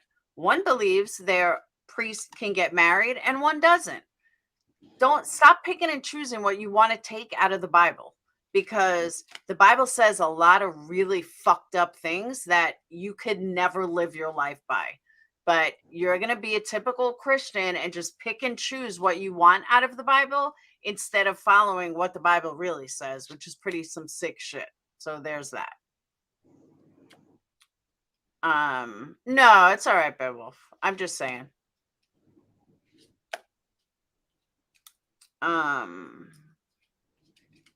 No, Carrie, it's not the creator that I talk about, the spirit box. It's the actual spirit box. There's a big difference. I don't have a problem with the creators. I have a problem with the actual spirit box. Big difference. I have a question. Shoot. Whenever someone in here brings up spirit box or something like that, why does everyone always just go, why are you attacking T-Rev? I know, because it really has nothing to do with T-Rev. I don't believe in Serafina at all. And people have a problem with that, but I don't. Jesus lives, the Holy Spirit fills me, and that's okay. That's perfectly okay, Rain Dancer. That is your belief, and I respect your belief. So I don't have a problem with that. It's okay. We all have our own opinions. We just don't have to argue over them. I agree. People. Don't waste accounts, trolls. We are now under zero tolerance the rest of the show. Get him, Bad Wolf. That's why you have a mod. I mean, that's why you have a wrench. That's why you have a mod? Yeah. I have a good friend who's a devout Catholic and does astrology. Oh, my God. Okay. Go away. Please get rid of that person. Get a life. That's interesting. I can't even see it over here. For the longest time, me and Laura had different opinions on spirit boxes and stuff like that, and we just listened to each other, and then eventually you might learn something that you never know. Tarot Destroyer, let me tell you how dumb you are, and then I'm not going to address this stuff. I know what witchcraft entails. And then your last line says, it takes a woman of low quality to engage. So you're saying that you're low quality. Okay, gotcha. I gotcha. Thank you for admitting that you're low quality. Now you can get the fuck out.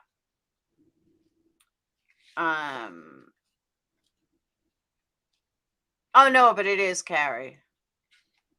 The cards are based on your aura or your feelings. It's not based on a spirit. There's no spirits in the cards. That's what I'm saying. A spirit box claims to be spirits. Tarot cards are not spirits. They're just cards.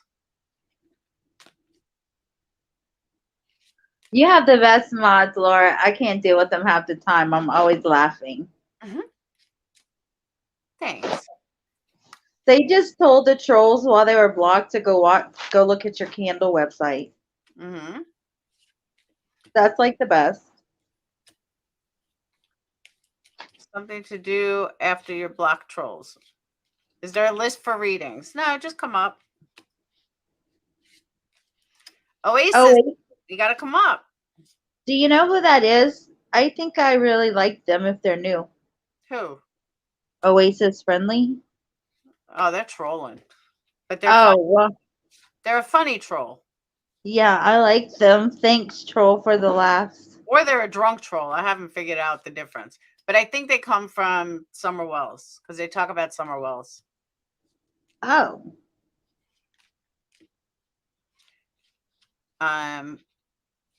Whoop. I will go on panel. Come on up, Oasis. Let's go. Make sure you got your pot with you, too. Future reference, though, and I learned this from Making a Murder, and I haven't been wrong yet. Anybody that uses a dog or a cat, especially cats in their profile picture, is a troll.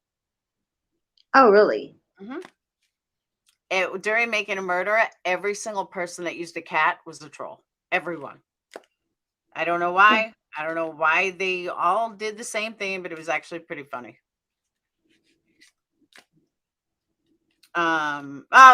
Except you, Rock Gem.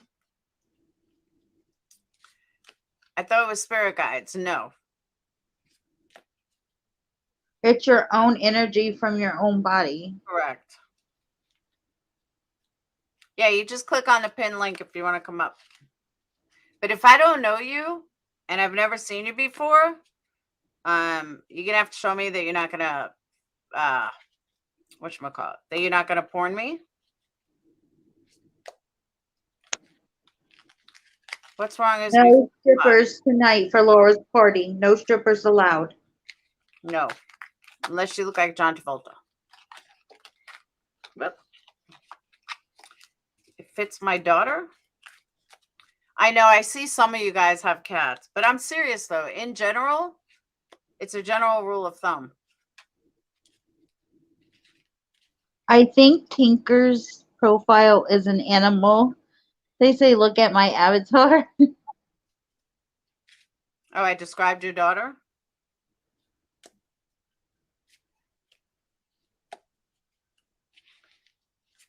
But no, spirits don't lead the cards for someone that thinks that. How rude. What? Oh my God. No, actually, that would be your mom that they speaking to at the laundromat. Just saying. I'm sorry your mom raised you so bad. I really am. Maybe you speak to your dad. Oh wait, your dad didn't want you. My bad. Robin's picture is a cat too. Uh-oh. It's my rescue kit. No, I'm just telling you though, during Making a Murderer, a lot of them were trolls. Every single person that had a cat was a troll. I swear to you. Hey, Paint Hub, thank you. No, I'm waiting for you. I think Bad Wolf has that title, Capone. He bashes them pretty quick. He probably is half the trolls. No. Just kidding, Bad Wolf. Sorry, that was funny. Smoke some different pot. I don't smoke pot. I'm actually allergic to pot. All right. Before I kick you off, pick a card. Numbers or what? No, just pick a number. 3. Why is everyone picking 3? Because you said it was your favorite number. Worrying is a negative prayer. You don't need any type of angsty, nail-biting bullshit today. If you catch yourself worrying, take a deep breath and ask the universe for what you really want, not what you don't want. The universe always lets you change your order, and hell yeah, you want fries with that. Supersize that bitch. That's what your card said. Card, how did you know I was craving French fries? Thanks. Now, these cards are possessed. These are spiritual cards that are possessed as fuck. So Why do these you have cards, them? what? Why do you have them? How do I have them? Why? If they're what, possessed? yes. Because I wanted them. I wanted possessed cards. I wanted that dark, evil cards. Then what tells you to pick the right card if it's not something spiritual? It's your aura. It's your energy. Okay, I'll drop down. Somebody needs to come up so she's not alone by herself. That's okay.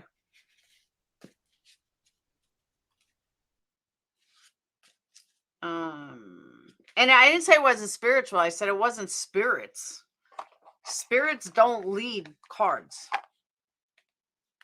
Except these cards. These are evil. No, I'm just kidding.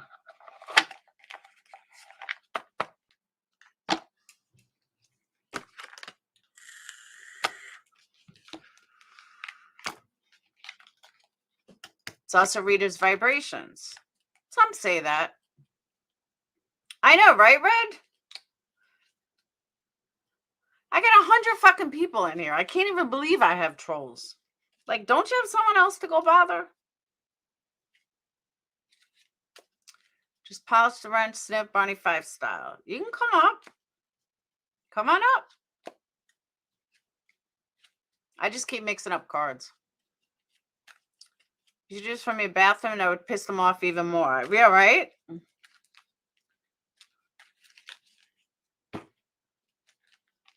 Seriously, though. We're a bunch of godless heathens tonight. I'm telling you. You still doing numbers? Yeah, I'm still doing numbers. Few streams back, you and your daughter said you can't read people's aura over the internet. No, like you can't read. I can't read your aura. And I do believe that you need to be in person.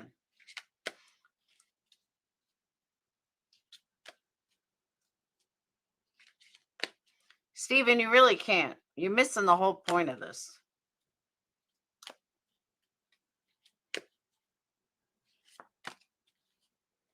I'm thinking 38. I'm not counting 38 cards. What are you, crazy?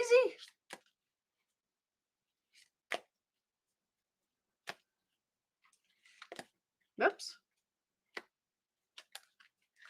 Haven't blocked one person myself. Someone else always gets it. That's good, Grace.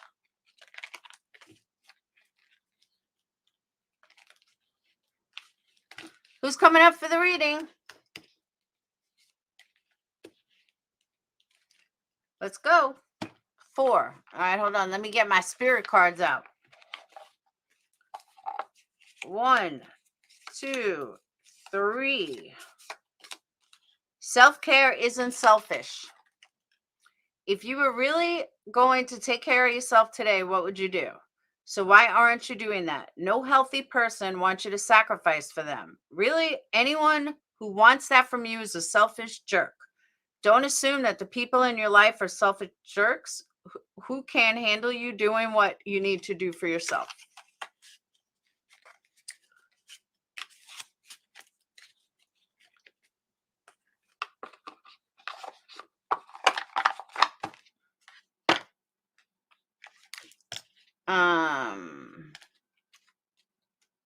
Taking you a long time to create another account. Oh, that tarot person. Card number 8. All right. 8. 1, 2, 3, 4, 5, 6, 7, 8. Loving is its own reward. The very act of loving is the benefit of the risk. We all want you to be loved back. We all want to be supported. But when you grow up, you see that it has nothing to do with how the person who receives your love reacts, and all about you just being willing to open your heart in this dangerous world. Be a gangster and love the fuck out of somebody today and expect nothing in return. Number 7, I got to mix them up again.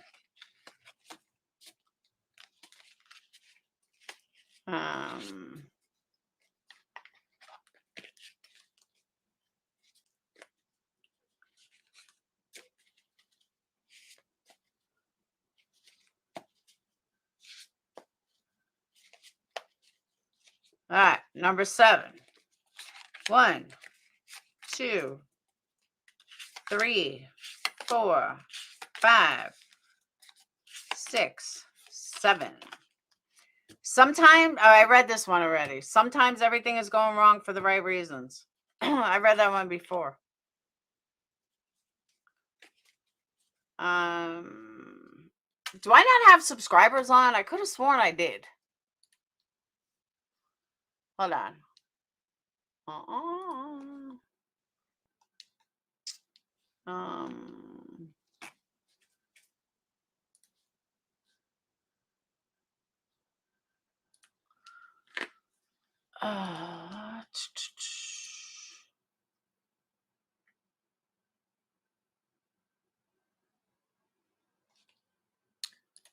Why?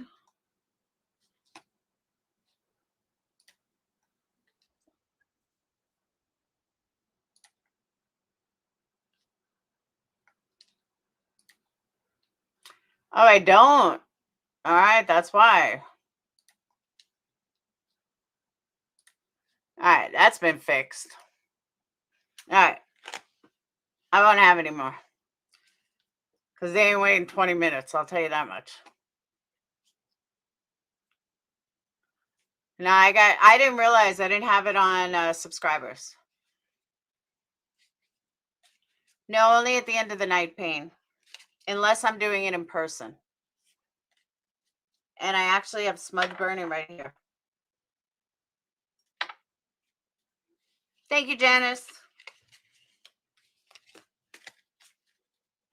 And the cards that I'm reading now are regular cards. But thank you for your concern. No, only if you're doing it in person.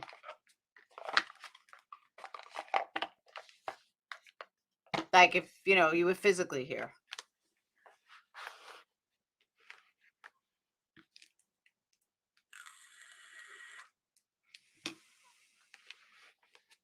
You read mine, I'm subscribed. There you go. Ow.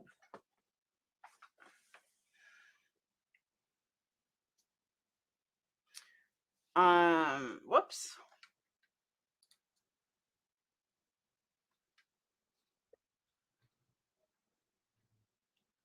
I can turn camera off. Unless you want to keep it on.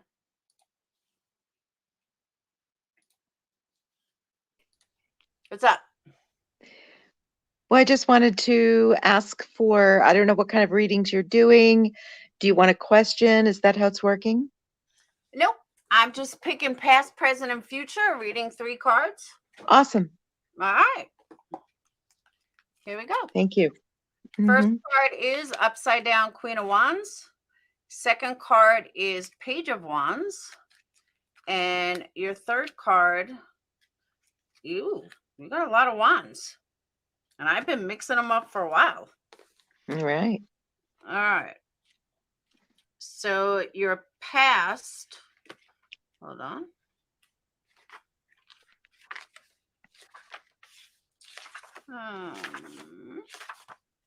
All right. Your past, are you having self-doubt about worthiness? You don't feel worthy? I'm just having some family issues. Okay. Yeah, and also finances, things are moving very slowly, and now with Mercury retrograde, it's just kind of adding a little bit more fuel to the fire. Okay. You have to have more belief in yourself and for your own power, your own ambition, and allow yourself to take on that leadership. Mm-hmm. The more you claim your power, the more, or I'm sorry, listen to your intuition Yeah. and take action to increase your prosperity. Mm-hmm. Your creativity and enthusiasm are important part of your success and how you're going to get there. Mm-hmm. So that's first. Um,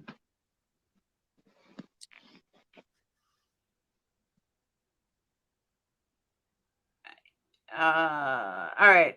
Good news though, either through email, text, phone calls, direct conversations are coming your way. Mm. Be open to creative experiences, new opportunities, and express yourself in ways that feel fresh and dynamic. I love it. Also, an opportunity is coming that's going to reignite your passion for what you do. Mm. But lately, you've been feeling really busy Mm-hmm. and you need to prioritize your tasks. Implement time management practices in order to stay on top, and Mm-hmm. you'll deliver your own promises. Okay. And for your future, all right, you got masculine energy there. Mm-hmm. You like to hold grudges, or is somebody No. holding a grudge against you Yes. or acting like a bully? Yes. Okay. Time to tune into your intuition and Mm-hmm. don't let their selfish or their oppressive energy come from you. Mm-hmm. Come to you. Rely on your instincts with maturity and confidence Right. and remain true to yourself and your natural integrity. You are, Thank you. to make you feel good, you are making tremendous progress in your career or Mm. leveling up, scaling up a business. Have you thought about maybe taking a trip somewhere? I just came back from a little trip that actually was supposed to be shorter and got extended, so I wouldn't mind taking another one. So there you go. I may be reading that you just got back from a trip, but it's saying that you're working hard on mastering your responses and reactions to others without Right. losing your cool. Yes. Remain confident in your talents and your craft, and everything will work out. I have several different talents and crafts, and that's been a little bit of the back and forth that I keep going, or I feel like I'm going around in circles as to choosing which one. Go with your gut. I Yeah. really mean that. Go with your gut. Go with that first instinct. If something tells you this is it, go for it and believe in it. Don't just think about it, like truly believe in it. Believe Right. that, make a decision and stick with it and be like, you know what? This is it. This is where I need to be. This is where I'm going. And I'm going to succeed at it. I'm going to do it nonstop until I get where I want to be. And you did say it's creative. Creative. Yes. This is true.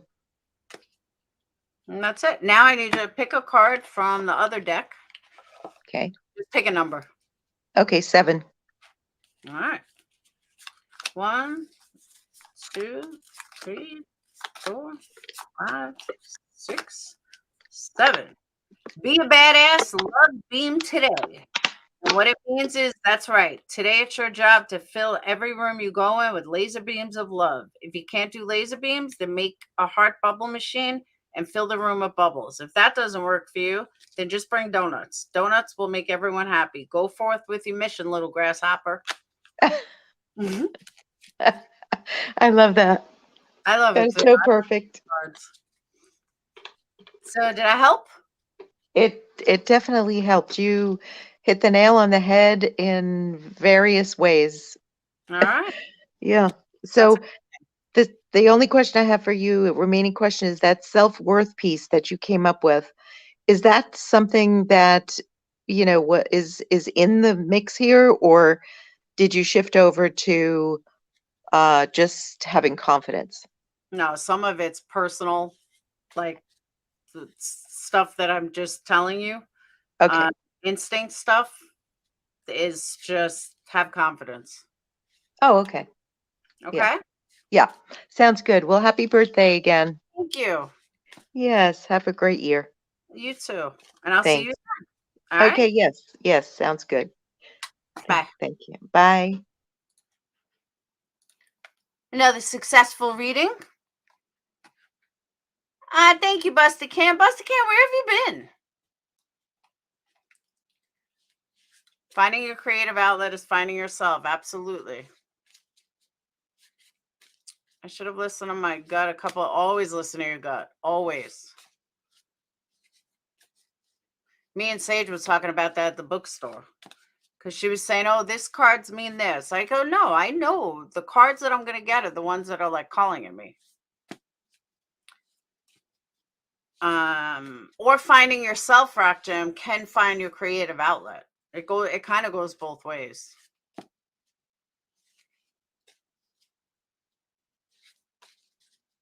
Who's next? Come on, I'm on a roll here. I think I found my path. We're going to turn into a tarot reading channel.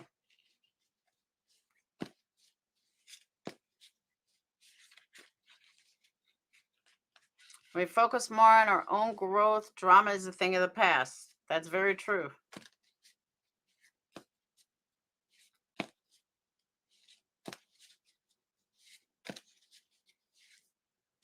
All right. I mix those cards enough. Mojo Rising. Who's coming up? Who's getting the next reading? Come on, guys. We got free readings here. Free birthday readings.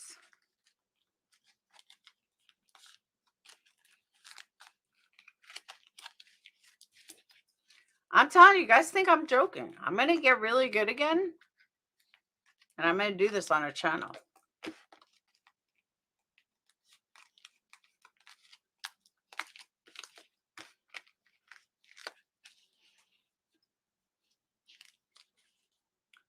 What, my chat died? Come on. I don't even see anyone typing.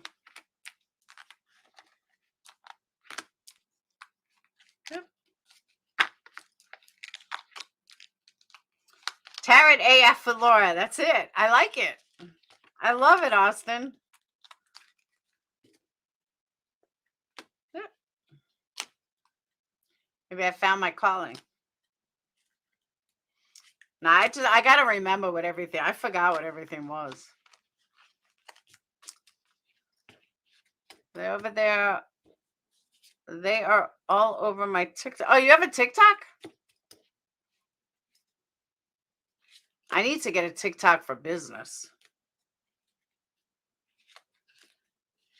Come on, free readings. You don't find that too often on YouTube. Free readings.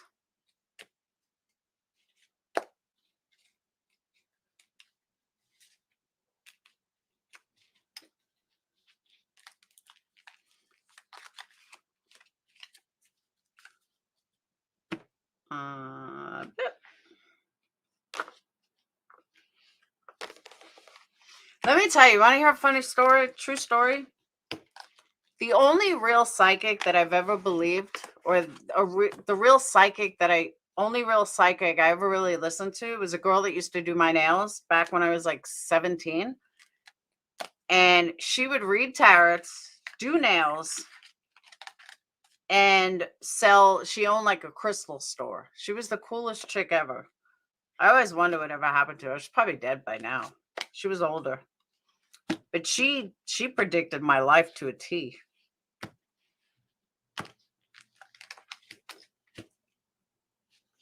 And she used to tell me, because you have a special gift, but you got to tune into it. I was always too scared.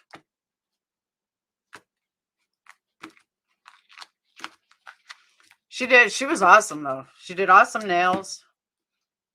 She read awesome tarots.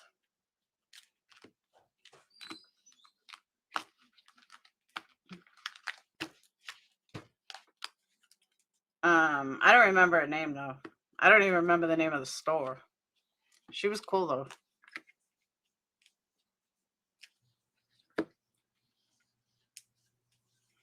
Yep.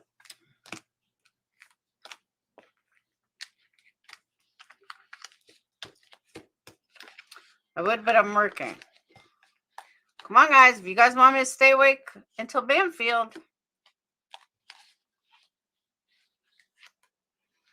Yeah, no, her main thing was she owned a crystal store. That was her main thing. She sold crystals. She did tarot readings, but then she also did nails. It was cool as shit. I had this vision of having a business that makeup readings. See? No, she was awesome. Crystal Moon, maybe? I don't know, but she sold crystals, did tarots. She predicted my life from 17 on. Sleep with the tarot under your pillow and carry them in your purse. It strengthens your bond. Really? I didn't know that.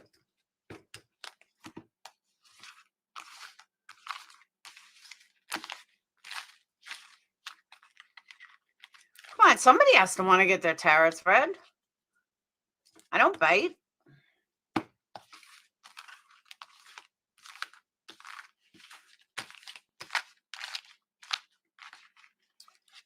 Working on believing I have no reason to hold myself back. Never. That's something my dad always taught me.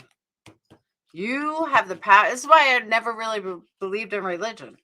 The only person that can make me successful is me.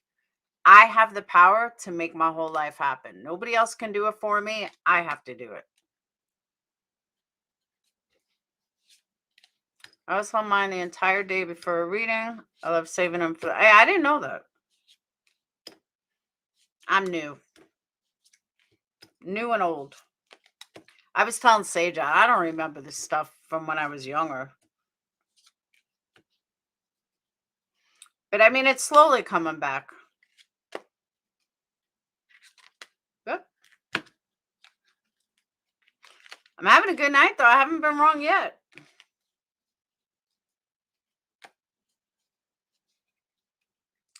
So would you say that life is scripted? I kind of think it is. Now, who writes that script? I don't know. But I kind of do think our life is scripted.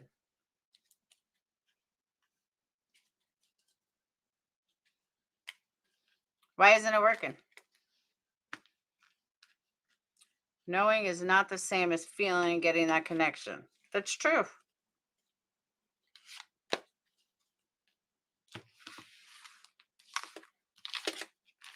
But I'm a big believer, like if somebody dies, I don't know, like by car accident, I believe they were going to die that day some other way. Because we all make choices. Go left, go right. We all make choices. I'm going to be two. There's always certain people I pull that are always relevant. The architect? Maybe.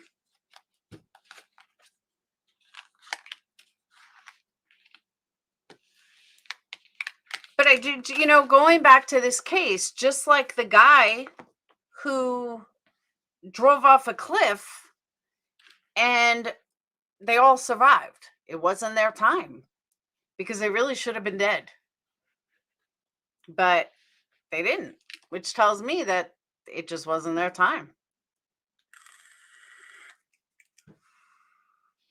Thank you, Crystal. Woo, woo. I stopped counting. I think we're at like 30, but I doubt I'm getting 30 super chats in the next 35 minutes. We are manipulated by something higher. We get pushed and pulled to place in people. I think we all end up where we are needed. I agree with that too.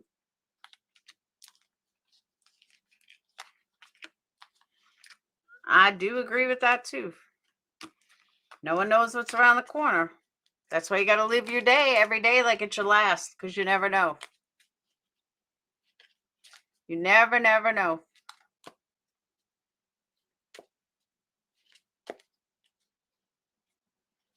They're meant to pay their karma.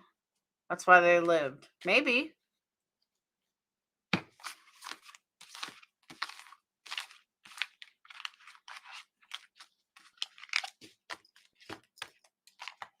Come on, nobody wants a free reading?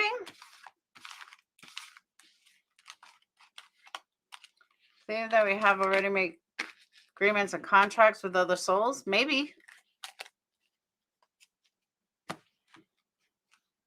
I don't know what I believe anymore. But one thing that's never changed is that I have the power to make anything in my life happen. Nobody else can do it for me. No higher power or nothing. Only me.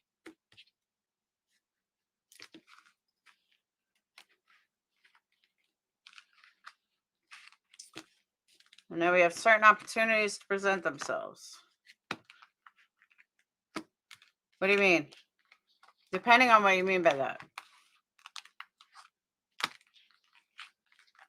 Don't mind me, I'm just mixing cards. Intuition never lies. It's very true. Thank you, Casey. You waiting on Banfield? We got an hour and a half, I think. Oh, no, we had 30 minutes. 30 minutes. We may have destiny at play, but we all have free will. Exactly. The link is posted, Medic.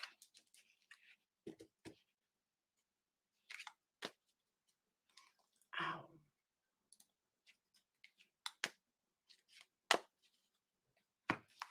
I don't know what I believe anymore, but we'll find out one day. Exactly. Ain't that the truth? We will all find out one day. I believe, I'll tell you what I do believe. Only because I've seen it. And I believe what I saw was real. I believe that after we die, we are balls of energy. We are little white balls that float around and bounce around. And we reincarnate. That's what I think.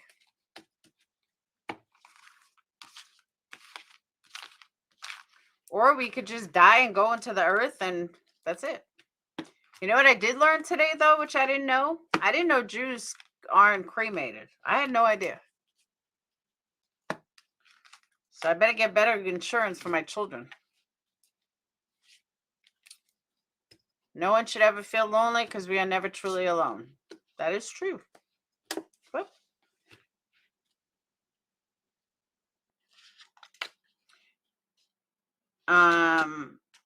Well, if my ex didn't go to hell, there is no hell.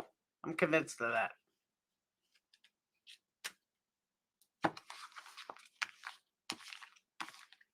Look at my candles burning so perfectly.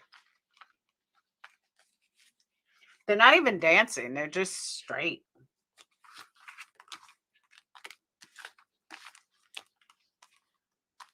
Like perfect flames. No, for real.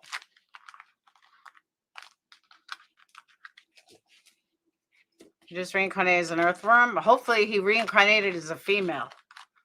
So we can see how he treated females like shit.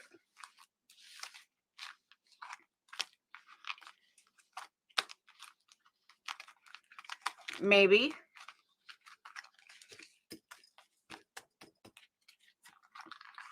But I'm telling you, nothing will change my mind. I believe that dream I had about this blue and yellow tunnel was real. I really firmly believe that I saw what happens when we die. And until I die, nothing's going to change my mind.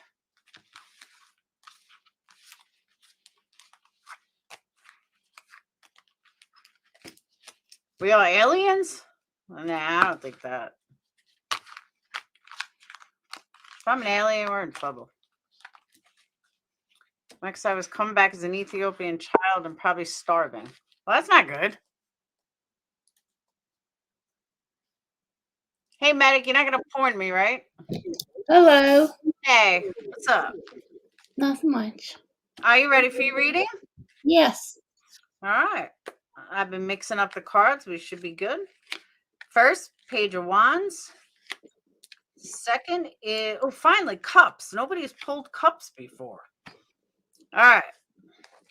Your past is Page of Wands, which is,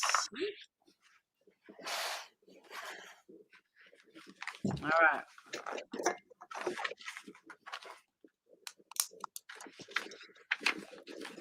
Hold on. Okay.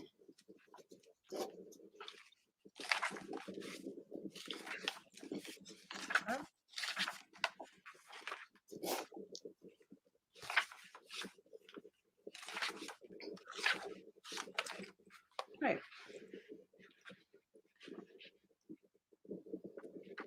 Oh, there it is. All right. You are a very curious person. You see the world through a lens of curiosity. Yes? Yeah, And exciting. You have something, a new beginning or something is coming to you, I hope so. and it will require you to take a grounded approach on it, though. Job offer, opportunity, or something is coming your way Hope that's going to excite you. it's a job offer. There you go. It looks like it's coming, though. But also prioritize your tasks. Make sure you can deliver on your promises. So that was one.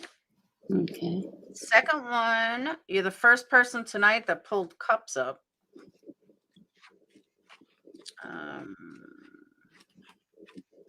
Cups. There we go. 1, 2, 4, 5, 6. All right.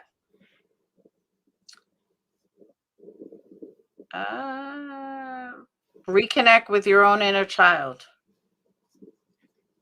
Do you have kids? No, I don't. Okay.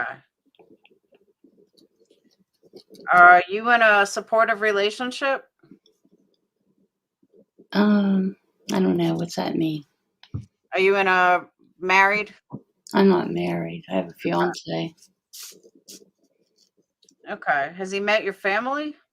Yeah.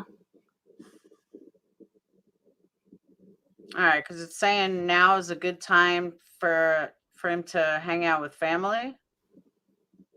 Oh, okay. I can understand that. Have you seen old friends lately? No. All right. One thing that I'm telling you need to do is find what makes you happy and go back to that. Tapping into what made you happy and feel that in the present moment is one of the main things you need to do. You need to reconnect with yourself and things that made you focus and made you achieve. You want to go ahead and reconnect with that. Okay. Find that support within yourself. Because from what I'm seeing, it kind of feels like and looks like that you are kind of losing yourself, and you can't lose yourself. Yeah. You got to find yourself again. Even if money is tight, even if things aren't working well, you still want to be able to find yourself and not lose that disconnect. And it seems like that's what's happening. You're starting to disconnect from your own feelings, and you don't want to do that. Yeah. Am I right about that? Yeah, probably. Yeah. Yeah, that's what it's saying. That's kind of the feeling I got too. The good news is your final card is a King of Pentacles, and financial stability is coming your way. The King of Pentacles is representing the energy for you to take a leadership role. So it sounds like you may get the job. Mm-hmm. And if you don't get the job, take different action and reprioritize so you can get a different job. Okay. But it's showing that increased financial stability is within your reach and that your partner wants you to meet your goals. Mm-hmm. And that's what the cards say. Okay. But now you have to pick another card. Okay. Pick a number. Any number. 8. All right. 1, 2, 3, 4, 5, 6, 7, 8. Integrity is the new black.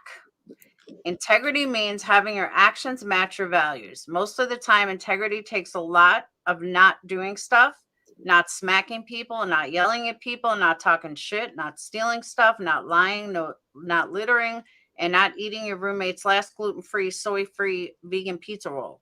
When the temptation is strong to do so, to do the bad thing, sometimes it helps to write down the good thing and put it in your back pocket. It's hard to justify smacking someone when you have your ass pressed against the word compassion.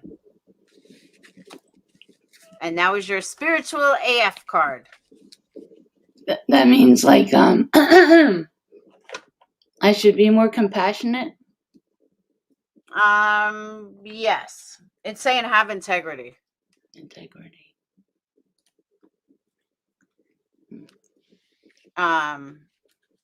Maybe that's towards my boyfriend or my fiance. See? Don't eat his last pizza roll. But yeah, so to sum it all up, don't let life's challenges affect you. Don't let life's challenges stop you from connecting with yourself. Stop berating yourself. Stop beating yourself up. But most importantly, keep to yourself. Not keep to yourself, but keep believing in yourself and not allowing your negative voices inside your head to get the best of you. And believe me, we all do at times, but don't let them. Don't let the voices win because you're better than that. And the cards are telling you that you're better than that. And I'm telling you you're better than that. And just don't let them win. If you have one obstacle, then you know what? Stand up, and if that one fails, start a new one. If that one doesn't work, start a new one. Yeah. Just keep doing it until you find your happy place. Okay. That sounds good. All right? Yeah. If you have any questions, you know where to find me. Yeah. I was wondering what type of what do you use to do vlogging? Do you have a camera or you just use your computer? No, I have a camera. Oh, what type do you have? It's a Logitech Rio. Oh, it's just a thing on your computer. It's a good camera though. But yeah, it's a 4K camera. Oh, okay. So I'm looking into vlogging and stuff like that. Yeah, no, it's not a Canon or anything. Yeah, it's you put it on your computer screen. Yeah. Yep. Oh, okay. I was just wondering. Okay. Well, you have a nice happy New Year. What? I said have a nice happy New Year's or New Year, I should say. All right.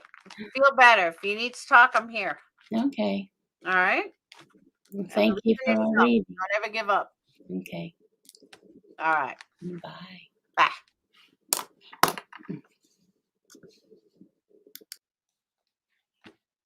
I think I'm getting my groove back.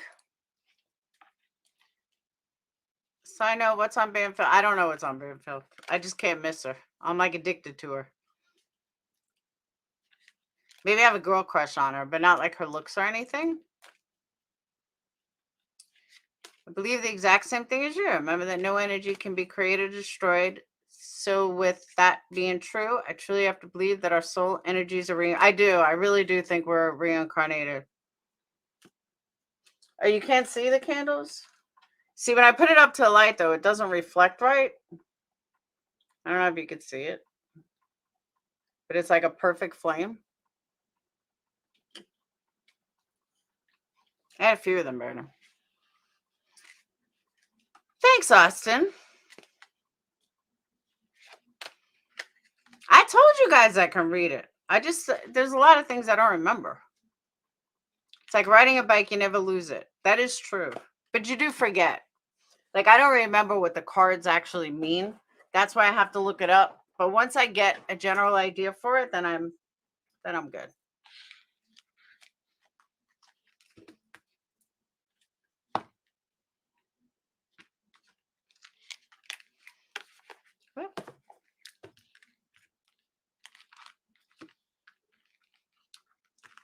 But even as a bike, you have to like keep doing it. But honestly, like all bullshit aside, if I could help one person tonight, that's all that matters. My job is done.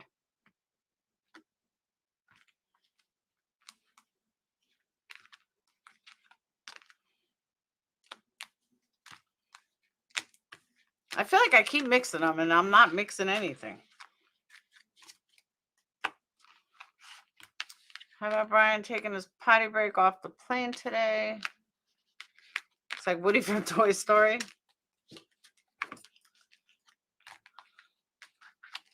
Reincarnated, incarnate. No, I think we reincarnate. Thanks, Grace. You gonna Photoshop his body?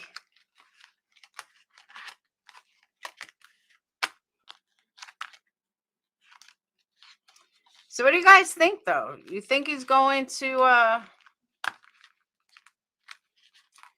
you think he's, thank you, Scooby. I think it helps people a lot, just knowing someone is there and cares. And, thanks, Scooby. It's true, though. Goodbye, true crime. No, no spirit box. I won't do that. You think so, Austin? That we reincarnate until we get it right? But who's to say what's right? How do we know what's right? Nobody lives sin-free. Nobody. There's not a person out there that lives sin-free, not even a priest. Everybody has sinned at some point. So who's to say what's normal or what gets it right? Come on, squirrel, come up here. Let me read your fortune. I tell you, though, I've been pretty dead on. I'm pretty proud of myself. Not one person said I was wrong.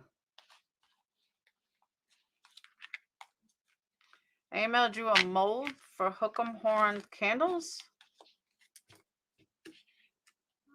I have to look at it. Squirrel, my little ghost. Have you ever watched documentaries called The Missing and The Missing 411 The Hunted? No. I mean, I've seen them. No, no spirit box. I don't do spirit boxes. No, I don't do spirit boxes. I don't want to do this again. Why not? How can I have memories of falling down a black space with stars looking things? This is my life. If we don't learn this time, we're coming back till we get it right. I don't know if I believe that.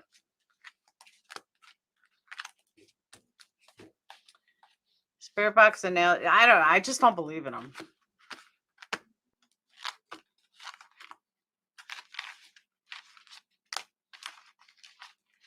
To feel all the emotions only a human can feel and to experience karma. That we reincarnate until we get it right, is what people are saying.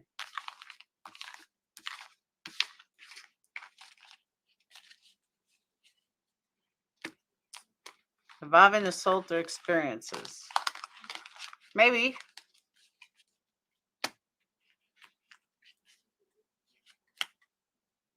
But I always wondered, do we come back as a baby? Do we remember anything? Is it deja vu? How many times do you come back? What happens after you get it right?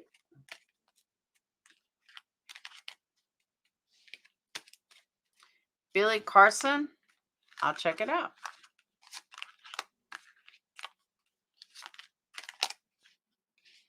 We have cellular memory. Maybe.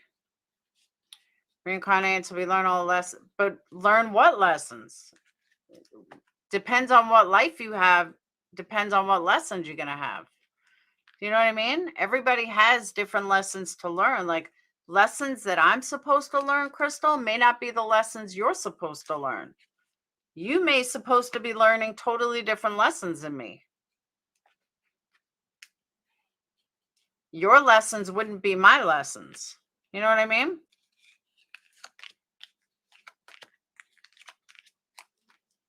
If we all reincarnated, what spirits and ghosts do we see? I don't know.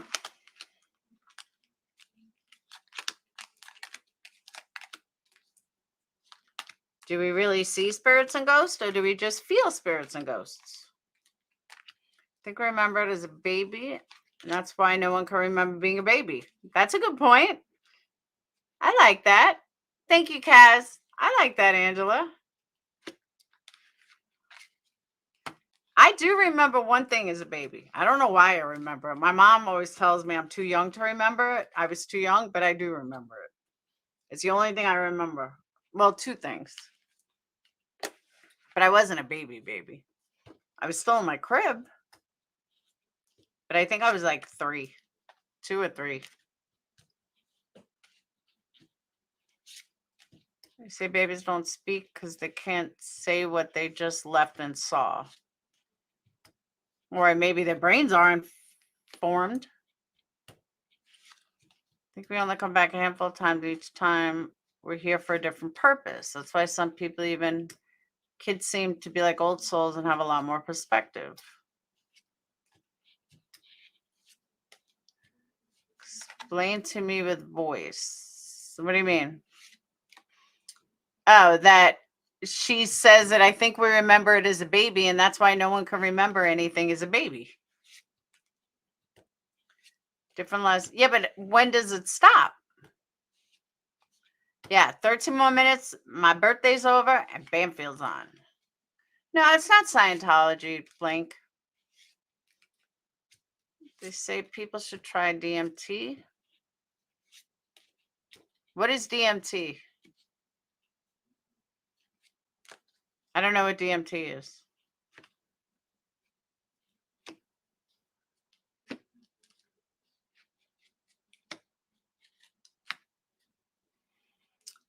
You get no, we are watching it.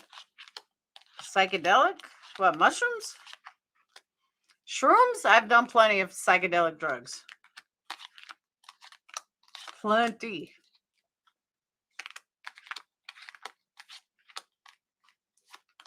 I was one of those people that was in rehab by the time I was 16 for psychedelic drugs. Probably fucked my whole world up forever.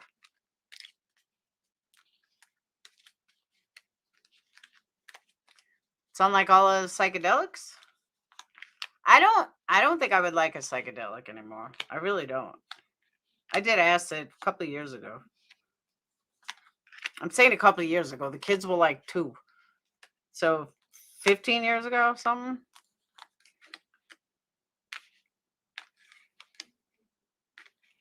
Trip is 5 minutes long. Well, that's good. That I would do. Thank you, Grace. I would do a trip that's 5 minutes long.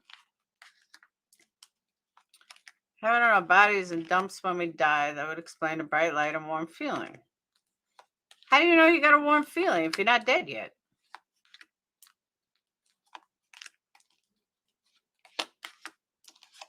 That's one of the reasons I hate psychedelics, is they last too long. But if it's only 5 minutes, shit. Hey, Annie. It's only 5 minutes, shit. Give me some. Don't worry, it'll be legal in Colorado next month.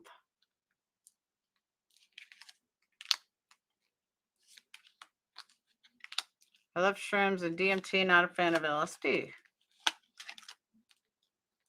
Thank you, Kaz.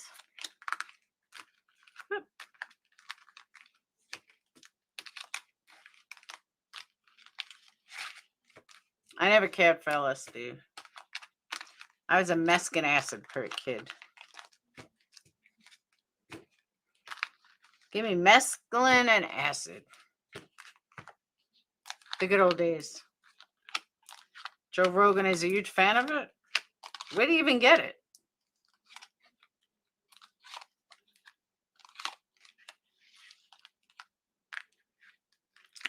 Most people don't recall learning how to read. True. I remember how to spell. My dad taught me that.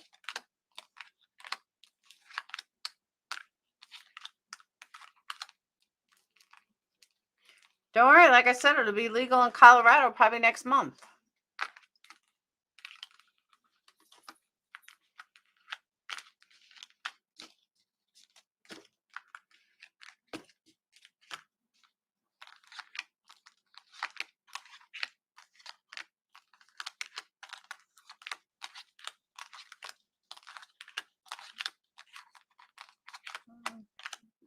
I don't think a lot of people sell. Recommend looking up DNA. No, I wouldn't do it. I'm fucking 52 years old. Do you think I'm going to start doing psychedelics again? Hell to the no.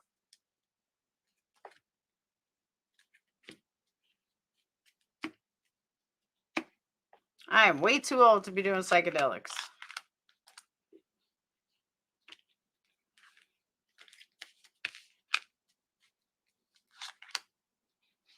My mom and aunt tried, they're 60. My mom's 75. They're like, Mom, come on.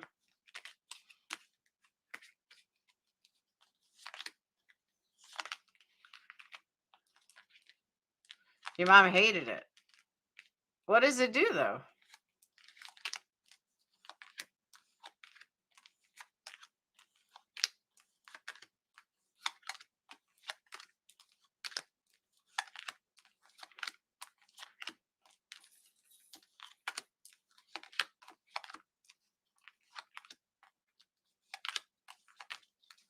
I have to look it up.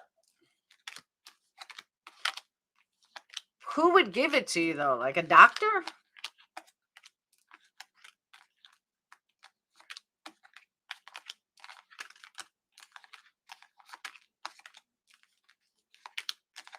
There are videos on YouTube, people doing DMT. But I mean, does it come from... So it's like meth. It's man-made. Squirrel, you do it?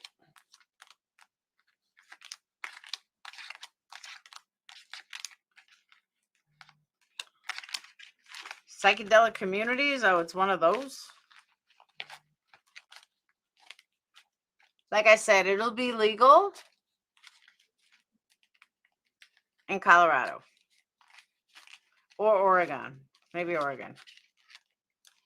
No, MD would give it to you. It lasts more like 2 hours. No, it's not natural. It's used in South Africa. Whoop. Oh, you're talking about reading. Go on the dark web. Man-made, yes, but from plants. Well, so is cocaine, technically.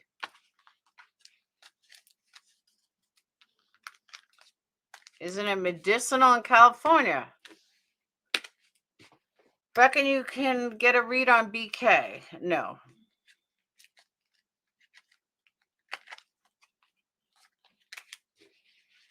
I personally don't believe that I could get readings on people that I have no familiarity with. I don't believe anyone can, but that's just my personal belief. I could fake it.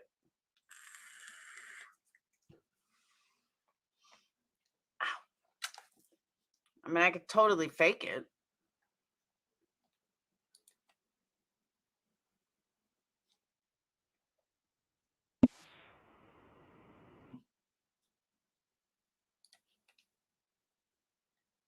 Hold on.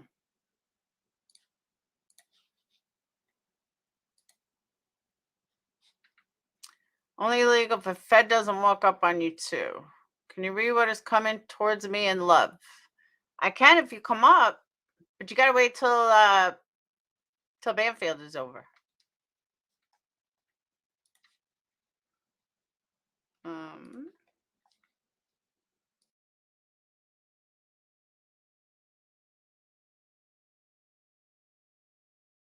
Taxiing during a stop in Illinois today. TMZ got photos capturing the pit stop that Koberger and law enforcement made before they boarded the plane again, owned by the Pennsylvania State Police, for making their way to Idaho. That plane is not a commercial plane, usually used for flying cross country, so it had to make stops in Savoy, Illinois, and then Rapid City, South Dakota, to fuel up before landing in Washington on the Idaho border a few minutes ago. Koberger seen exiting on the tarmac there. Now, we also have new body cam footage from a stop Indiana police made during his cross-country drive to Pennsylvania with his father last month. Koberger was in that white Hyundai, which authorities believe was linked to the crime scene. They were pulled over by police at least twice. Now, body cam footage of the second stop for speeding was released yesterday. Now, body cam video with sound has emerged of the first stop for tailing too closely the car in front of them, also in Indiana, and as it turns out, minutes before the second stop.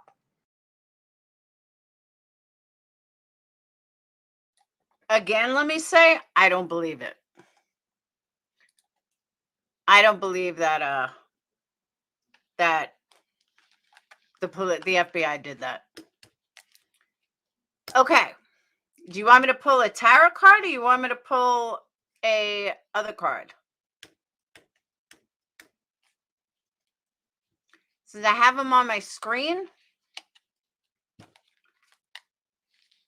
pull one card. I keep pulling this card for like everybody. I'm going to pull a different card. Maybe I mix it up enough. All right. He got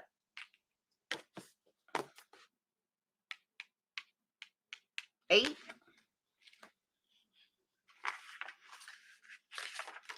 All right. His card. He's got delays or hangups. These delays are no accident. They are divinely timed to highlight an important realization.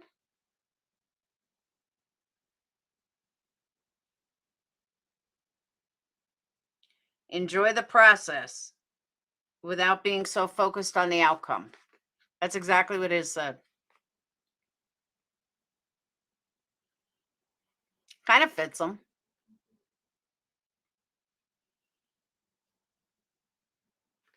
Kind of fits.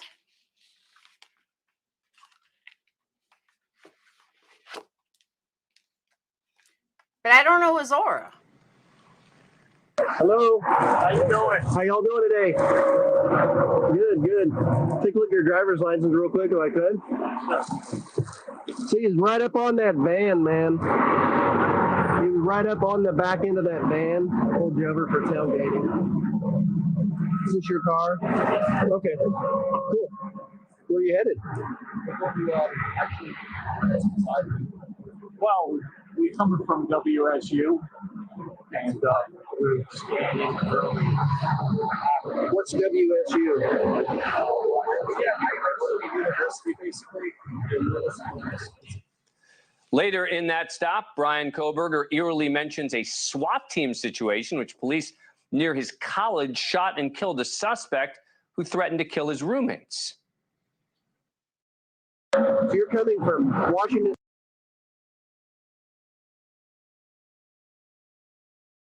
I didn't do that. I went automatically to Banfield.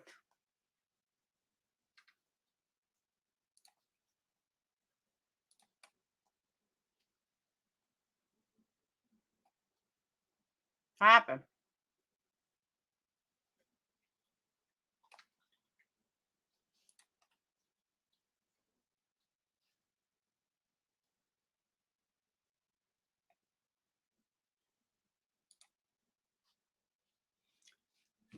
I don't know what happened. I guess it's in between shows.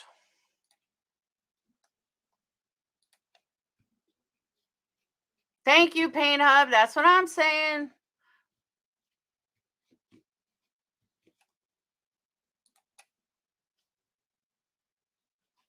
Not doing anything yet. Here we go. Banfield's coming up.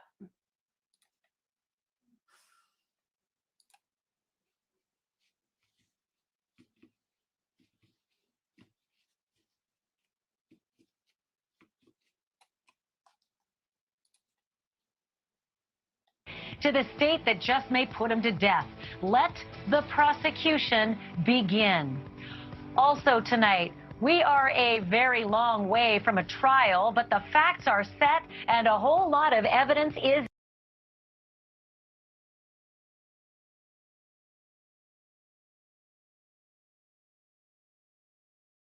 in. That just leaves the arguments, the explanations, the wiggle room, and the benefit of the doubt. And that is where the lawyers come in. Tonight, two of the very best will make their very best cases for and against Brian Kohberger. And then unfulfilled wishes, untraveled roads, so much unfinished business in the lives that were ended in Moscow, just as they were truly beginning. This hour, we will remember those lives and our collective loss with one of the victims' own words. And it is all straight ahead in this special hour of Banfield.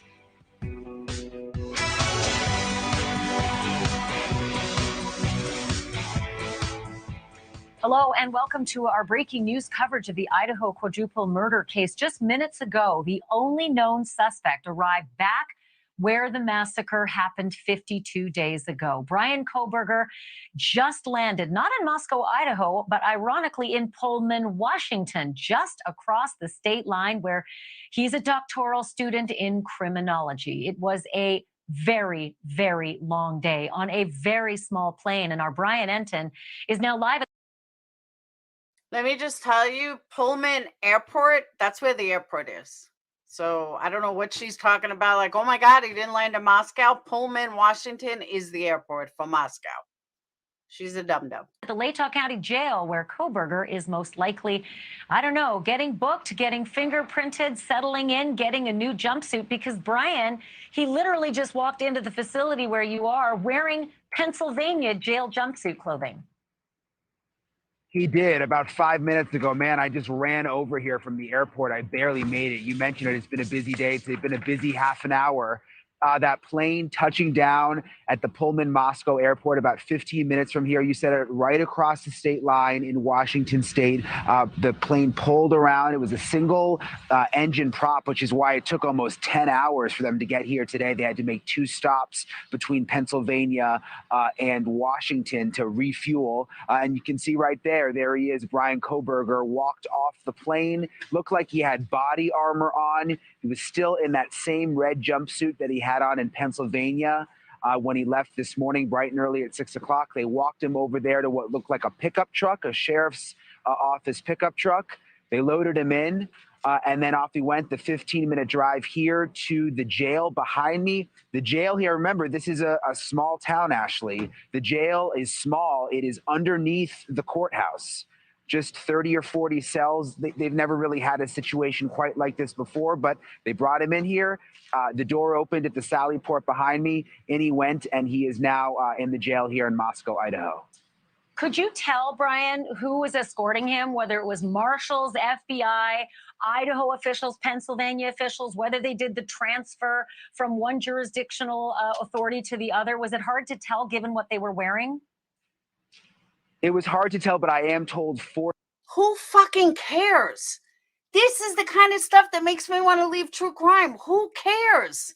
Who cares who's escorting them? Why does it fucking matter? I don't get it. For sure, 100%, there was at least one FBI agent on the plane. We don't know if anyone from Idaho traveled out to Pennsylvania to also be on the plane. But what was interesting, it was a Pennsylvania State Police plane. You know, we'd been talking about this for days, thinking that it was going to be a jet, an FBI jet, or the U.S. Marshals. They were going to get here in 3 or 4 hours. That did not happen. It was such a long day because it was that small, slow plane that had to refuel 2 times en route. And they used the Pennsylvania State Police plane to bring them all the way here to Idaho. Okay, then what about these stops that he made? Rapid City in South Dakota, but also before that in Indiana, which, by the way, let's discuss the irony of the fact that he was stopped in Indiana twice on the way across the country to spend Christmas with the family. And then the plane that was bringing him back to face for first-degree murder charges actually landed again in Indiana to refuel, I think it was, right? Yeah, 2 refueling stops today. The first one that you're talking about, we do have some pictures. We actually had some video there too of the plane land, and we've been tracking this plane all day. I mean, it's been crazy actually trying to figure out where it's been going all day long when they make these stops. So stopped there. He actually got off the plane during the first stop.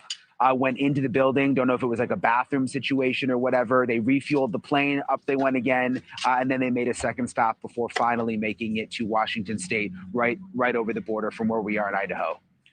Yeah, let me correct myself there. He stopped in Illinois on the way back. That's important to know. Yeah. A big difference Yeah, there. it was So- near Champaign, Illinois. Yeah.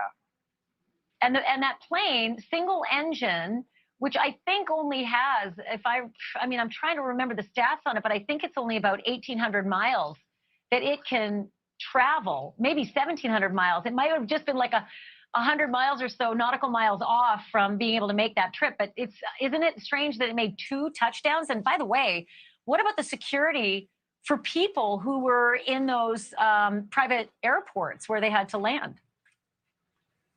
Well, I mean, they had to do it. I mean, this is the plane they chose to use. Again, this caught us totally off guard. I thought they were going to fly in a jet and be here nonstop. I didn't think I was going to make it rushing here from Pennsylvania. But, I mean, it took them the whole day because. All right, let me just say this.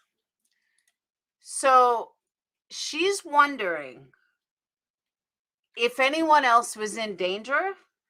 How, what about the security at the airport? Yet, they want us to believe that they let him go free after knowing who he is for at least 15 days, roaming the streets. But you're worried about an airport where he's covered with security. Make that make sense.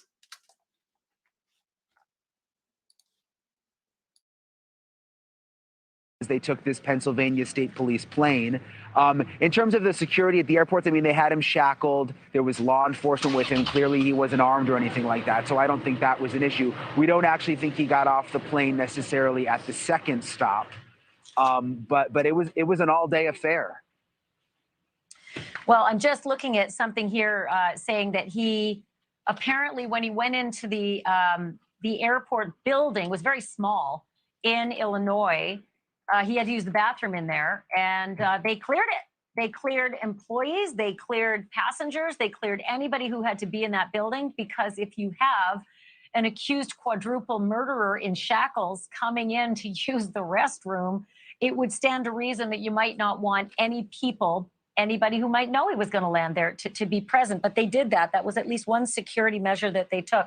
Brian, don't go anywhere. I want you to keep me updated about any movements of any personnel behind you, because you just never know. Maybe his lawyers are going to show up, right? Tonight, he's going to have to, at some point, get briefed on what his first appearance is going to be, and that could come as early as tomorrow.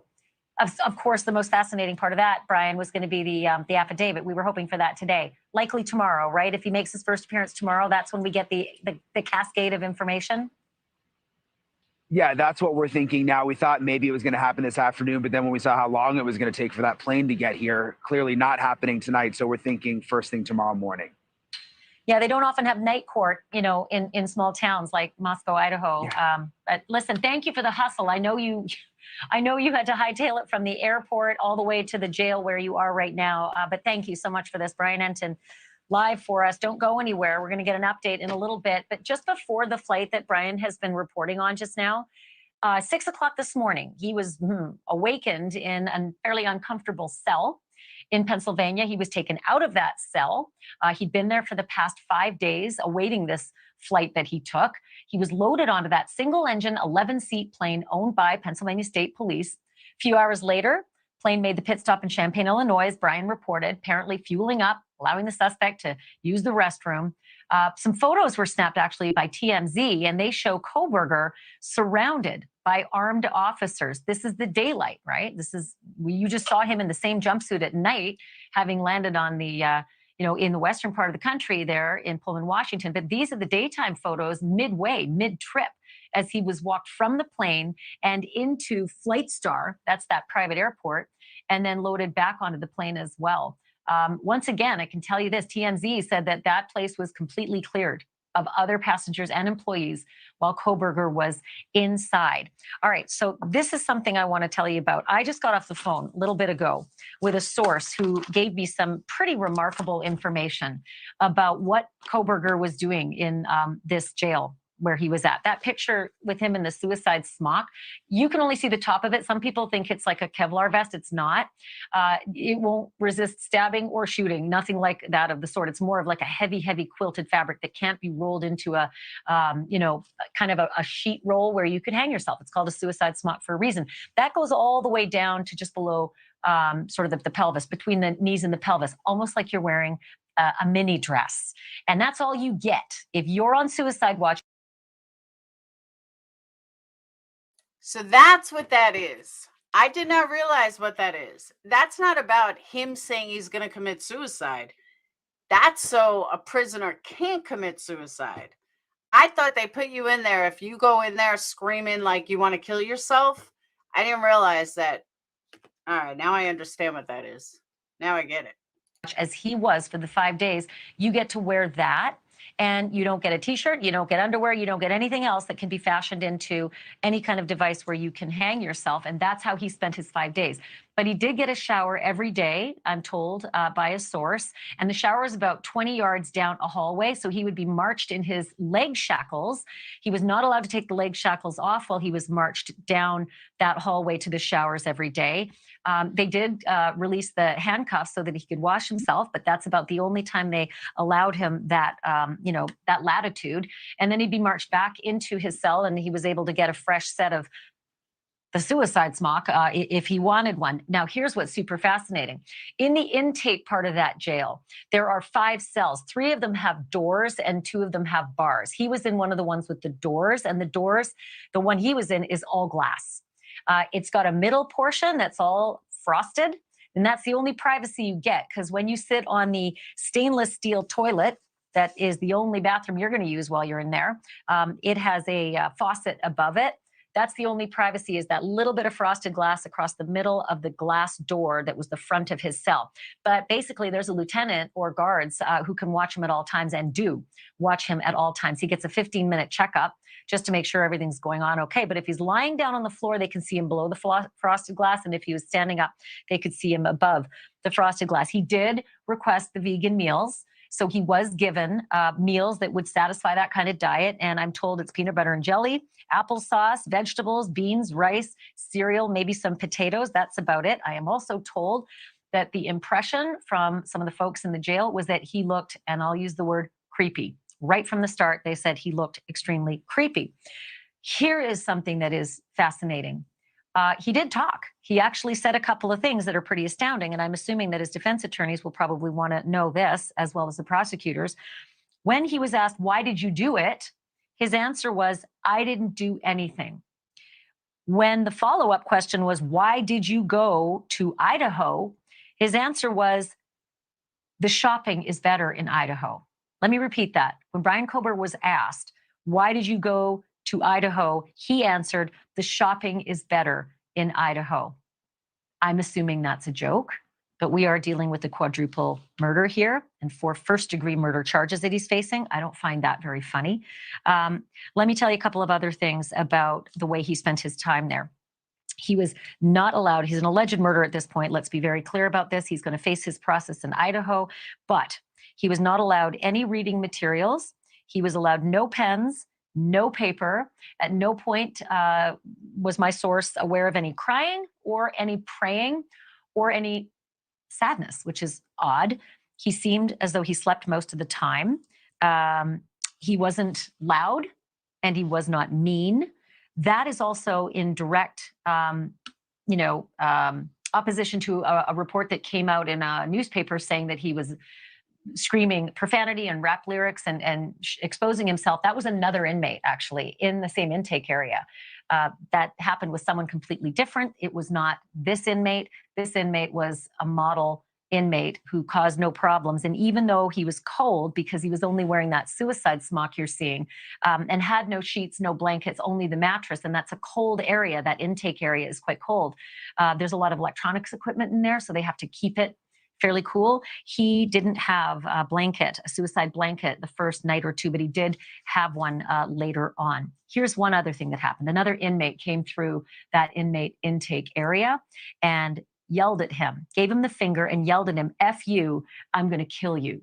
That's what another inmate yelled at him, "F you, I'm going to kill you." And of course, Brian Kohberger was behind a locked glass cell door and didn't have any response that we know of at that point. There's some of the reporting I can give you from the jail cell where he spent 4 or 5 days up until 6 o'clock this morning. All right, so speaking of Pennsylvania, night before Brian Kohberger ended up in that cell, the night before the raid on his parents' home where he was staying for Christmas, take a look at this. Kind of looks like somebody was getting a really good look at that home from above. This literally popped up on our radar today. It is an animated image of the air traffic above the Kohberger home in eastern Pennsylvania last Thursday night, just hours before that arrest and raid. This comes from an application called Flight Radar 24. And those green counterclockwise loops that you're looking at depict an aircraft without the usual identifying markers. And it's circled for about 2 hours. 2 hours above the Kohberger's home. I'm losing brain cells the more she speaks, but I can't seem to turn it off. But I'm truly losing brain cells. Austin, to answer your question, yeah, media can say whatever they want. It's the officials that can't. That's what a gag order is. It is standard. Well, or describe thick material that can't be rolled. Yeah, it is standard. We don't know who. We don't know why. Although it is fair to assume, since it's now been reported that he was under surveillance for at least 4 days in that home, that it was likely authorities keeping an eye on him. And we don't know whether or how a plane could possibly fly over the same spot for 2 hours without alerting him, but the arrest seemed to go off without a hitch. Back to Idaho now. Kohberger is going to face 4 counts of first-degree murder and 1 count of felony burglary. And that, my friends, is a far cry from his last encounter with the Latah County law enforcement. Are you ready for this? Back in August, just a few months ago, he was only facing a seatbelt violation, an infraction that cost him $10 when he failed to appear in court. A few weeks ago, and that's obviously a little over a month after the murders, Kohberger and his father were pulled over twice by the police in Indiana. They were driving back to Pennsylvania from Washington State University, where Kohberger lived and studied. Yesterday, we showed you police body cam footage from the second of those 2 stops. That was the second stop. It was for speeding. But tonight, we've got the footage from the first stop, the one where they were pulled over for tailgating. I want you to look and have a listen to the conversation. Hello. How you doing? How y'all doing today? Good, good. Take a look at your driver's license real quick if I could. See, he's right up on that van, man. He was right up on the back end of that van. Pulled you over for tailgating. Is this your car? Okay. Cool. Where are you headed? Well, we're coming from WSU. All right, now I want you to watch as they tell. He did not blink at all that entire time. He did not blink.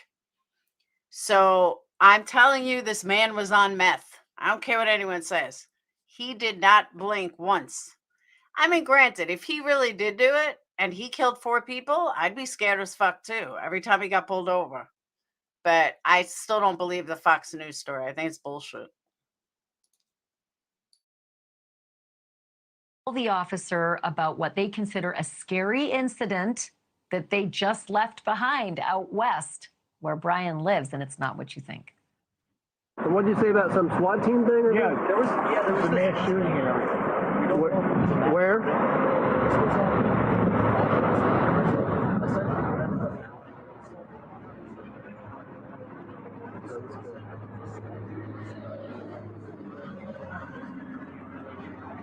Interesting. Wow, it's horrifying. Could you hear that? Could you hear that last thing? Koberger told the officer there was a mass shooting at WSU, Washington State University. His father called it horrifying. In fact, there was indeed a shooting. It was not a mass shooting, and it was at Washington State University, and it did happen on the same day as this traffic stop, which, by the way, was December 15th. 8 days before that, police in Moscow put out the first alert for the car that the Kobergers are driving in, a white Hyundai Elantra. Was the Indiana officer suspicious? He asked them a lot of questions about where they were going and the shooting in Washington. Was this just a ruse, a means of keeping the track going on Koberger, or maybe to slow him down? Or was this just a bizarre coincidence that they were pulled over twice within about an hour on that 2,500-mile trip across the country? Many of the answers we're searching for should be revealed finally when police reveal the affidavit that outlines all the reasons that they went right for him, arresting Koberger in the Idaho students' murders. News Nation correspondent Nancy Liu has more. Ashley, whenever he gets to Idaho, Brian Koberger will be served with the arrest warrant and then the highly anticipated unsealing of the probable cause affidavit. Koberger will face justice for allegedly taking 4 young lives. They were living their best lives. Kaylee Gonsalves, Maddie Mogan, Xana Kernodle, and Ethan Chapin having a blast attending the University of Idaho until their brutal murders on November 13th. How are you feeling? After waiving extradition to Idaho, their accused killer left the Monroe County Jail in Pennsylvania early this morning. Brian Koberger is apparently eager to see what's in the probable cause affidavit here in Idaho. I definitely believe that one of the main reasons the defendant chose to waive extradition and hurry his return back to Idaho was the need to know what was in those documents. Today, the release of more new body cam video of Koberger driving the white Elantra linked to the case. Right up on the back end of that van, pulled you over for tailgating. Koberger's defense already underway. His Idaho public defender had reps at the murder scene before his Pennsylvania court hearing, and a Latah County judge has issued a non-dissemination order. It prohibits all law enforcement, attorneys, and just about anyone connected to the case from speaking to the public or media. Prior to that, the Latah County Sheriff told News Nation that there will be increased security at the local jail in Moscow. Ethan was a terrific kid, just an absolute light in this world. Friends and relatives of the victims have been expressing relief over the arrest, but the pain is everlasting. Ethan's basketball coach and mentor, not surprised that he had defensive wounds. I've tried not to think too much about the particulars of that night, but certainly Ethan was a protector, and he had everybody, everyone that he cared about, he had their back. There has been so much interest in this case that thousands of people have been tracking Koberger's transport from Pennsylvania all the way across the country back here to the Pullman, Moscow area. Ashley? Nancy Liu, a patient woman. Thank you for that. She's been waiting there all day. I want to bring in now Duncan Levin. He is a former federal prosecutor and criminal defense attorney who has represented high-profile clients like Anna Delvey, Harvey Weinstein, and Claire Bronfman. Also joining me is Mike King, a 28-year veteran of law enforcement in Utah. He's also the co-chair of the FBI's Violent Criminal Apprehension Program and former director of the Cold Case Unit. And John Muffler is a former U.S. Marshal. who's escorted thousands of prisoners in transit and now owns a security consulting company. And John, I'm going to start with you on this one. I was a little surprised about the 2 stops that happened on this cross-country trip. I'm still trying to figure out if it is a coincidence or if this might have been, local authorities working with the feds, either to slow them down because they may have lost the tail, or to see if they could get a better read on whether this was still the suspect they were following. Did you make anything of it other than coincidence? Are we talking about when he got pulled over in the vehicle? Yeah. Yeah. The 2 stops. So, yeah, I think it's coincidental. However, I would say it wouldn't be. It's plausible that the FBI had asked the Indiana police officer or police to pull that vehicle over to confirm the identity of the driver. It's possible. I don't know that. I know that's being bandied about on social media and the internet, but so that's possible. I think it's very much more coincidental because it is a tactic that law enforcement does use in the event, they want to confirm somebody. But what a weird tactic to pull him over twice within an hour. If I were Brian, I might have smelled a rat and started really trying to, hide my tracks. It's surprising. Duncan, what's the status now in terms of speed? How fast, now that they've taken him from the plane and probably, got him into booking at that little tiny jail that houses only about 42 prisoners or so. What's the status? How fast will they get him before a judge? How fast before those families can actually go into that courtroom and see the man who's accused of killing their kids? I think we're going to probably see something tomorrow, if not within the next 48 hours. I mean, the next stop here is for him to get arraigned on these charges and for the probable cause affidavit to be both given to him and unsealed. It's possible that the defense has already gotten it and that it. I personally have to laugh. This guy represented Anna Delvey. She went to jail. This guy represented Harvey Weinstein. He's in jail. I don't think this guy's a very good attorney. Just saying. It won't actually be unsealed until there's some sort of formal court. Obviously, there's no night court, so there'll probably be some kind of proceeding tomorrow, if not on Friday at the latest at this point. And I think it's highly likely that at that point, the probable cause affidavit is going to be unsealed and given to the public. And I think people should remember that not only are there rules about pretrial publicity and the lawyers won't be speaking much, the probable cause affidavit is going to be pretty bare bones. The prosecution does not want to lay out the entire case. They don't want to lay out all of the evidence. They're going to try to make this as bare bones as possible, just enough to tell everybody what the charges are, just enough to satisfy the judge, the court, that this is the right guy, and also to support his remand and continued detention in the jail facility. But they're not going to lay out the entire case. They don't want to give a roadmap to the defense at this point. Yeah, no narrative of what happened in that house necessarily, but a lot more than we know at this point, at least some connection to this mystery name, Brian Kohberger. Heretofore, we'd never imagined a student in a PhD program in criminology at a neighboring university who seemed to have no connection. So at least we'll get something to take us to, a probable cause for an arrest. Mike, go back to the planes for a minute. That we saw this today, an airplane circling for 2 hours. Let me ask the control room if we can get that video up, because I am mesmerized by it. 2 hours of circling above the Kohberger's home. And make no mistake, that is exactly where the Kohberger's home is. And for 2 hours, you can see the other planes flying past, flying around. That one is there for a reason. What do you make of that? Yeah, I wonder if that's just a drone that they've put up to keep track of the area. I don't know that it would be a manned aircraft because, like you mentioned, Ashley, I think the sound would have alerted people to the presence of it. And we have drone capability now that can fly for hours. So I suspect that was providing surveillance, hopefully streaming down. I thought the same thing, Mike. I thought the same thing. And then I thought, hold it. Drones aren't on flight trackers. Like they're not necessarily going to be on these kinds of websites, are they? Yeah, well, the larger drones will, because they need to be, depending on the airspace that they're occupying. And so we see those larger aircraft flying at much higher elevations, and that one circling is probably at a lower elevation, but still has to be certified. It still has to be reported to the FAA that it's going to be up and occupying that bit of airspace.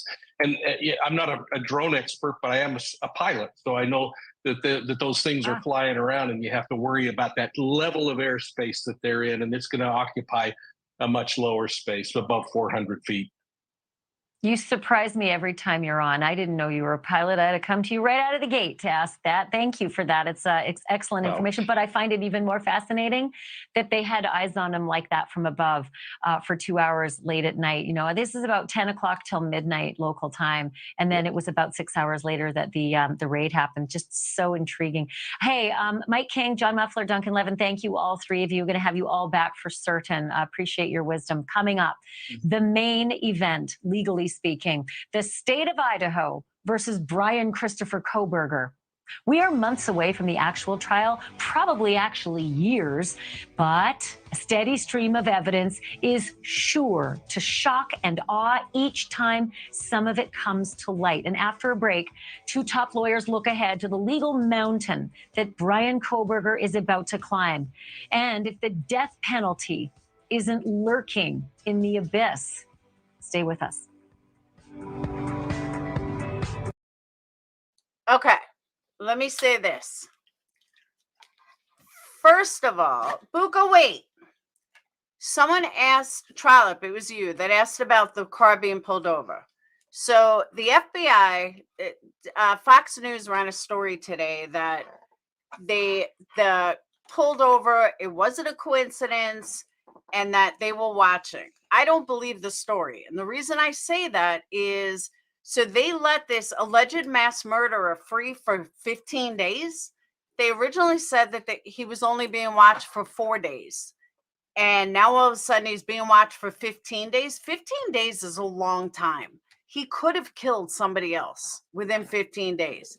If he's such a threat to society, then even if you're watching him, why would you let him be for a whole 15 days? It doesn't make sense.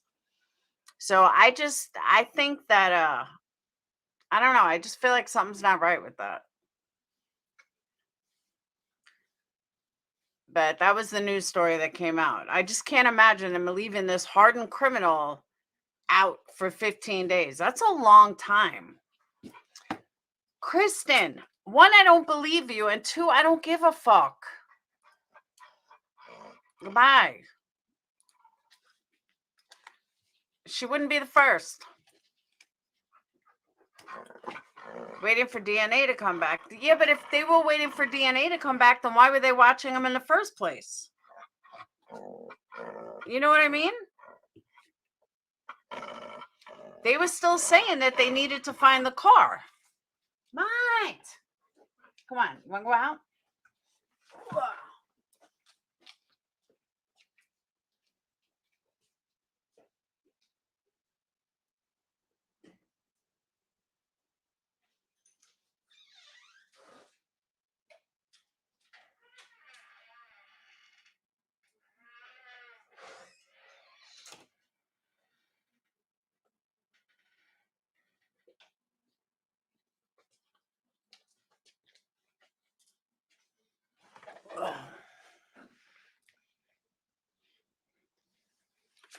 Ah, shit.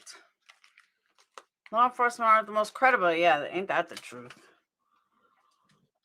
But that just doesn't make sense to me.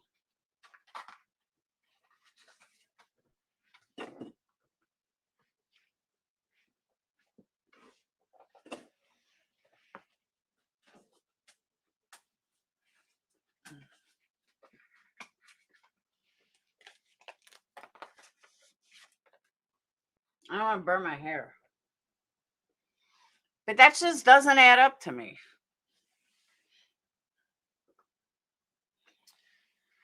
They kept it quiet so they could see where it was going. No, I get that. But I don't know. So you leave a mass murderer out there for 15 days or more? That seems like a lot.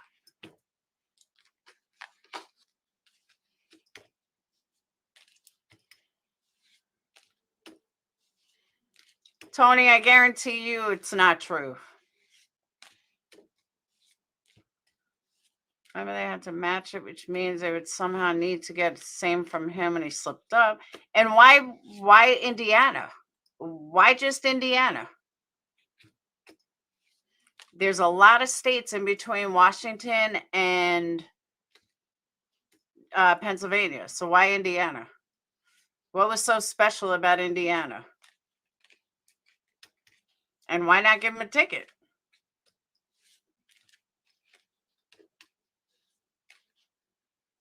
They were saying they watched him cross country for 4 days. Why would they preface 4 days if it was really 15? That's my point. That's what I'm saying. Cuffs and probably a big warm winter coat from an airplane that brought him all the way across the country from Pennsylvania, loaded into that vehicle for the short drive to the county courthouse and the jail, because they're the same building in Moscow, Idaho. But he'll be fingerprinted and processed and put into the Moscow County Jail. That's where he's going to spend his first night tonight. Probably get a change of clothes too, because those crimson jail garb, they're from Pennsylvania. He's about to get the uniform for the jailbirds in Idaho. That's where he is. Anyway, these pictures coming into us as he landed live in a very small aircraft, a single engine aircraft, only holds 11 people, had to stop twice along the way to refuel. It's why. No, but Gloria brings up a good point. Do you know what kind of money that would have cost tracking someone for 15 days across the country? That don't seem right. It took almost, well, gosh, more than a full day. And he left his cell this morning at about 6 a.m. Didn't get in till about, let's see, 9:20-ish Eastern time. So that's a 15-hour day of travel. Not comfortable, not meant to be comfortable. And those men that you see surrounding him, they're not comfortable either. They're not friends. They are escorts. Some of them may be air marshals. Some of them may be U.S. marshals, rather. Some of them may be FBI. Some may be Pennsylvania authorities, others Idaho authorities. But those are the people who escort people like Brian Koberger, who are accused quadruple murderers. It is more likely that he was the only inmate on that flight. And it is also entirely likely they did not take those leg shackles off ever, even when they let him get off the plane and the 2 stops to go to the bathroom in those 2 small airports where they refueled. But there you go. That's what it looks like when you bring an accused killer across the country to face justice in a small rural town. This is Pullman, Washington. That's where he was going to school at the Washington State University, studying criminology, hope to be a PhD in it. Doubt that'll happen now. Or if it does, it'll probably happen behind bars. In any case, the short drive was only about 10 minutes or so, 10, 15 minutes to get to the jail where he was processed, where he'll be housed. So Koberger's first appearance is going to be in that same building, and it could come as soon as tomorrow. It's not a long walk, right? Just upstairs. It should tell us a whole lot more than the investigators have said so far about how and why they zeroed in on him. Why this guy for those horrible murders? But from this point forward, state and local authorities are not going to be the only ones calling the shots.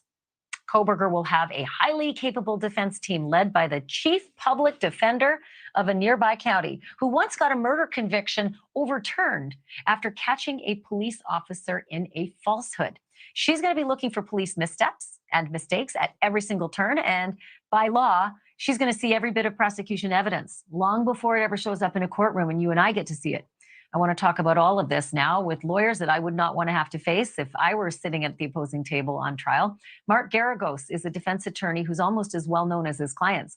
He's represented Michael Jackson, Winona Ryder, and Scott Peterson, to name 3, and now co-hosts the podcast Beyond a Reasonable Doubt with Adam Carolla. We're also joined by Susan Filan, a former prosecutor for the state of Connecticut. Okay, Susan, when do the public defenders get to see what the state has, why they think that this quadruple killer is Brian Koberger? Well, first, obviously, they're going to get to see the probable cause statement tomorrow. But actually, I think you're going to be very disappointed.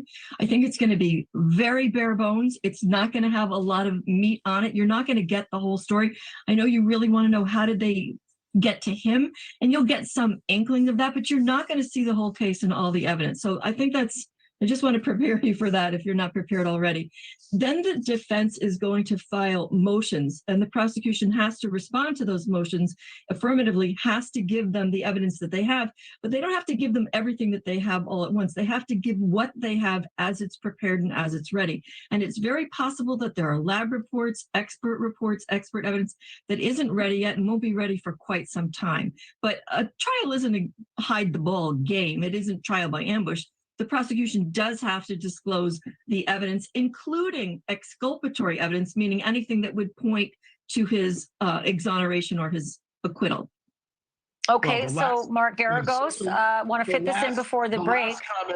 The last comment is Oh, you're going to answer before I ask a question? Are you going to do that? Let me ask a question. Hold on, Garagos. My goodness. Brady.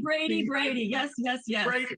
They never, that's honored breach. You rarely get the Brady without having to go in there and extract their wisdom teeth. And by the Mark, way, one thing, Ashley. Let's wait on terms. Brady, our viewers need to know what Brady is before you guys just start having a legal fight here, okay? First of all, what I need to know from you is, are we going to find out in the probable cause affidavit where the actual DNA came from in the house, how they connect that to the actual person that they arrested? And I've got only 30 seconds before the break.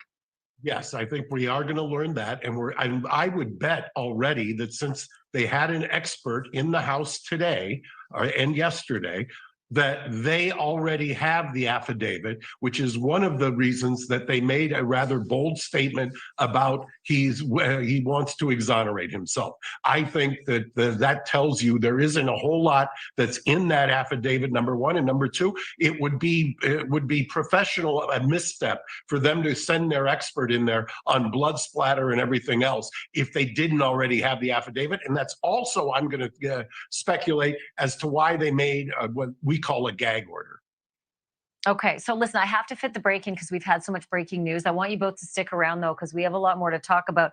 Been a long time since I've been doing this business of covering trials, and there is just nothing like a roll tape moment in a courtroom. It's like a modern day Perry Mason moment. Jury sits up, everybody pays attention, and in this case, that could come when the defense shows body cam videos from noise complaints at the house on King Road. Coming up next, why these clips may be absolute gold for the defense, but how the prosecution still might get a conviction regardless. When you have auto glass damage, trust SafeLight. This dad and daughter were...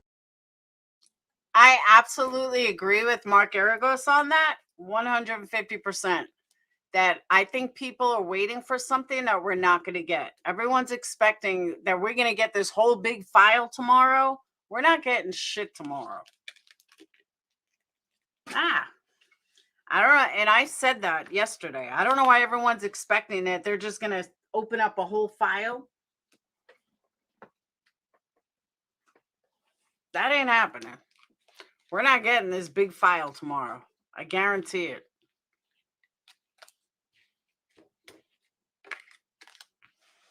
And I don't think they have a big file. But that was an interesting point, though. And if you want to know what the Brady is, if you guys want to know what a Brady law is, I happen to know this. Brady law means that you can't point the finger at somebody else without having motive of who, what, when, where, why. And it started by a Denny Brady. I think that's what it was. No big file. Just how many times he pooped, exactly. But that's what a Brady is. You can't just blame someone else without having solid proof. Why did they put a helmet on BK when he got to Idaho? I don't know. That I couldn't tell you. I know a lot. I don't know everything.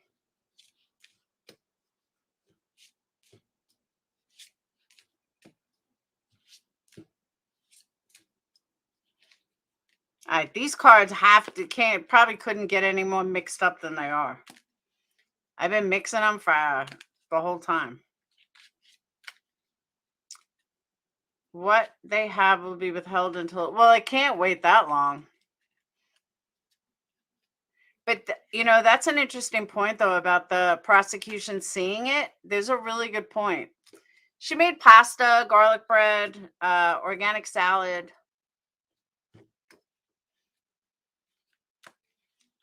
It was yummy. I did, Jen. And you missed our tarot readings. We had some great tarot card readings.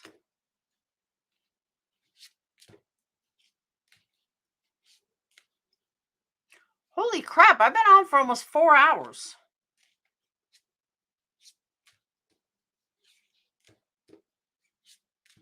Good night, Austin.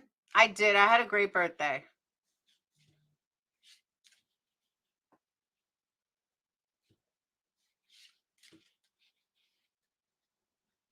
I can't believe I've been on that long.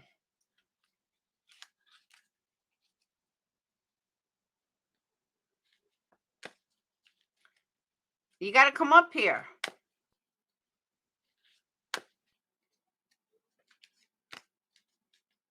I'll put one of these cards. Pick a number. Well, my birthday just ended. Pick a number, Tony. Hurry up.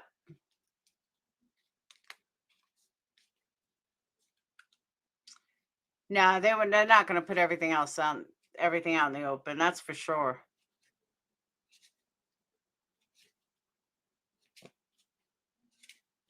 Six. 1, 2, 3, 4, 5, 6. Shit, you don't have time for. You don't have time for other people's shit, crazy shit, bullshit, stupid shit, fake shit, shit that has nothing to do with you. Once you drop that kind of bullshitty shit, you'll have a whole lot more in the day to do awesome shit. Find shit to do that vibes with your soul, shit that has no negative consequences, shit that makes you say, oh, hells yes. Maybe even do some shit that benefits the world in some way. You have time for the fuck yeah shit.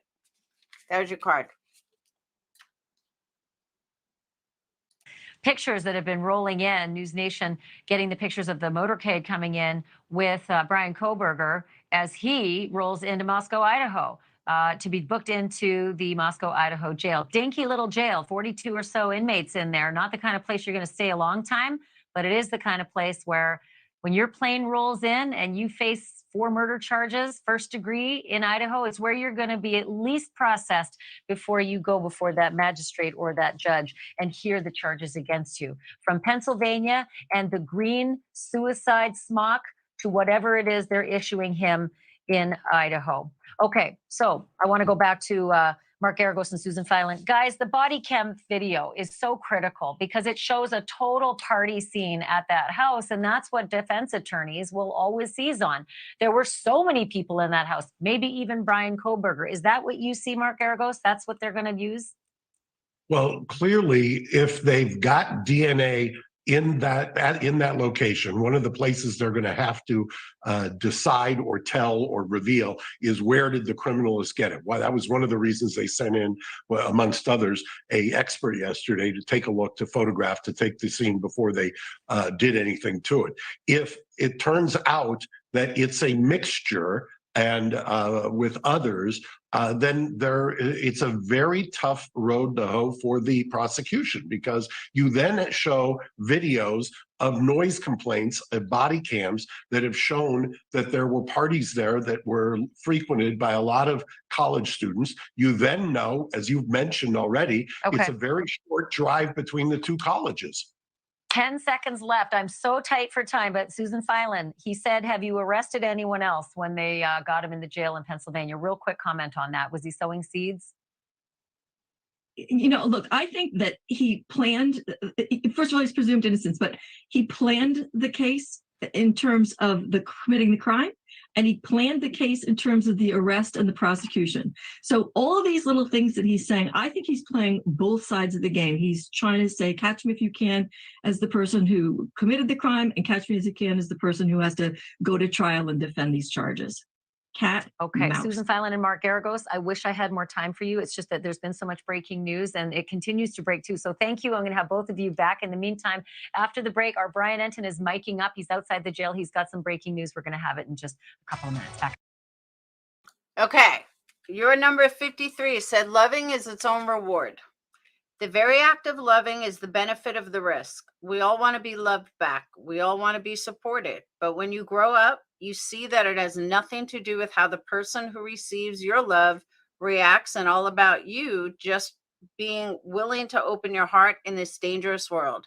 Be gangster. Love the fuck out of somebody today. Expect nothing in return.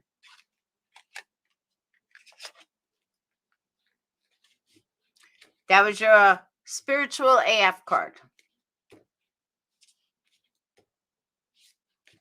No, I have 90. I think it's 98 cards. Got to get a Powerball before Saturday. Told you probably a messy mixture profile without complete profile. Yeah, I don't think it's going to be a slam dunk. But then again, we don't know what they have, if anything.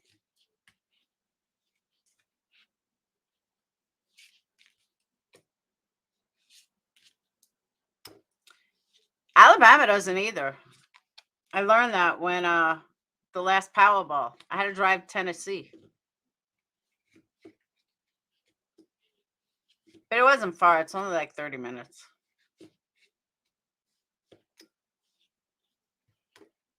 Yeah, we don't have it either. Your whole life is about love.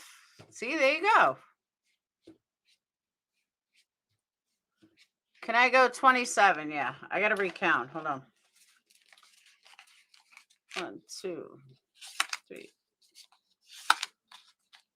5, 6, 7, 8,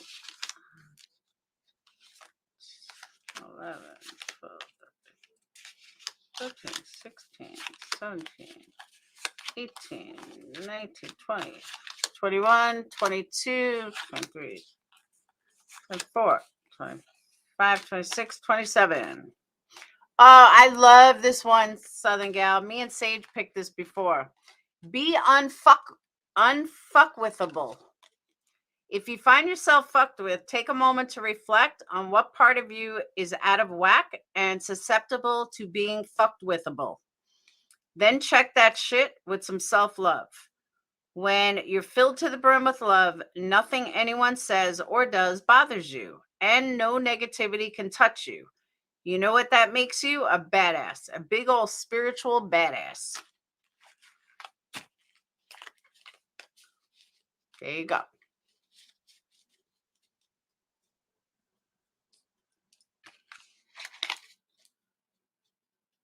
Are you getting your numbers for Powerball?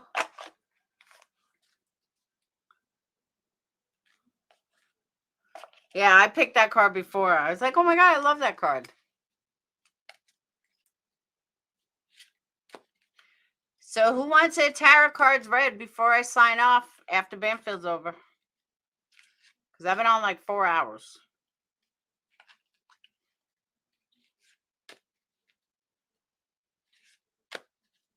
I can't wait to get a new desk ready.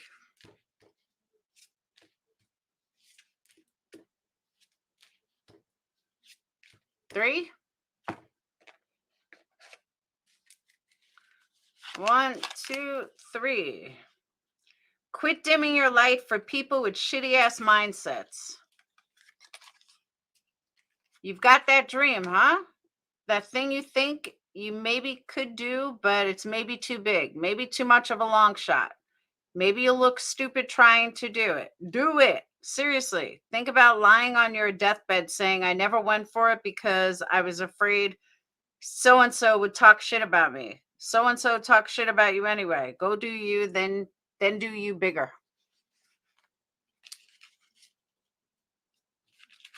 Whatever you want to give, blue-eyed. There's no donation amounts. Whatever you want to give. If you want to give one, great. If you don't, you don't.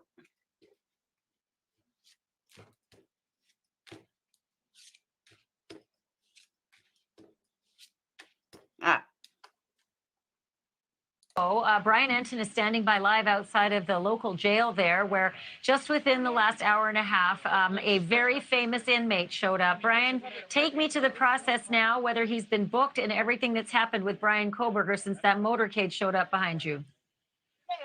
Yeah, it was so crazy, Ashley. You saw everything that happened about an hour ago, and now it's very, very quiet. He is now inside the jail. The booking process behind the scenes is happening. I told you earlier, this is a small jail. I mean, it's a little jail underneath the courthouse. So this is certainly a situation that they're not used to in terms of someone this high profile. But they're rolling with it. I mean, we were told that he's going to be in solitary confinement. When he was in Pennsylvania, he's vegan, so they were accommodating his vegan meal requests.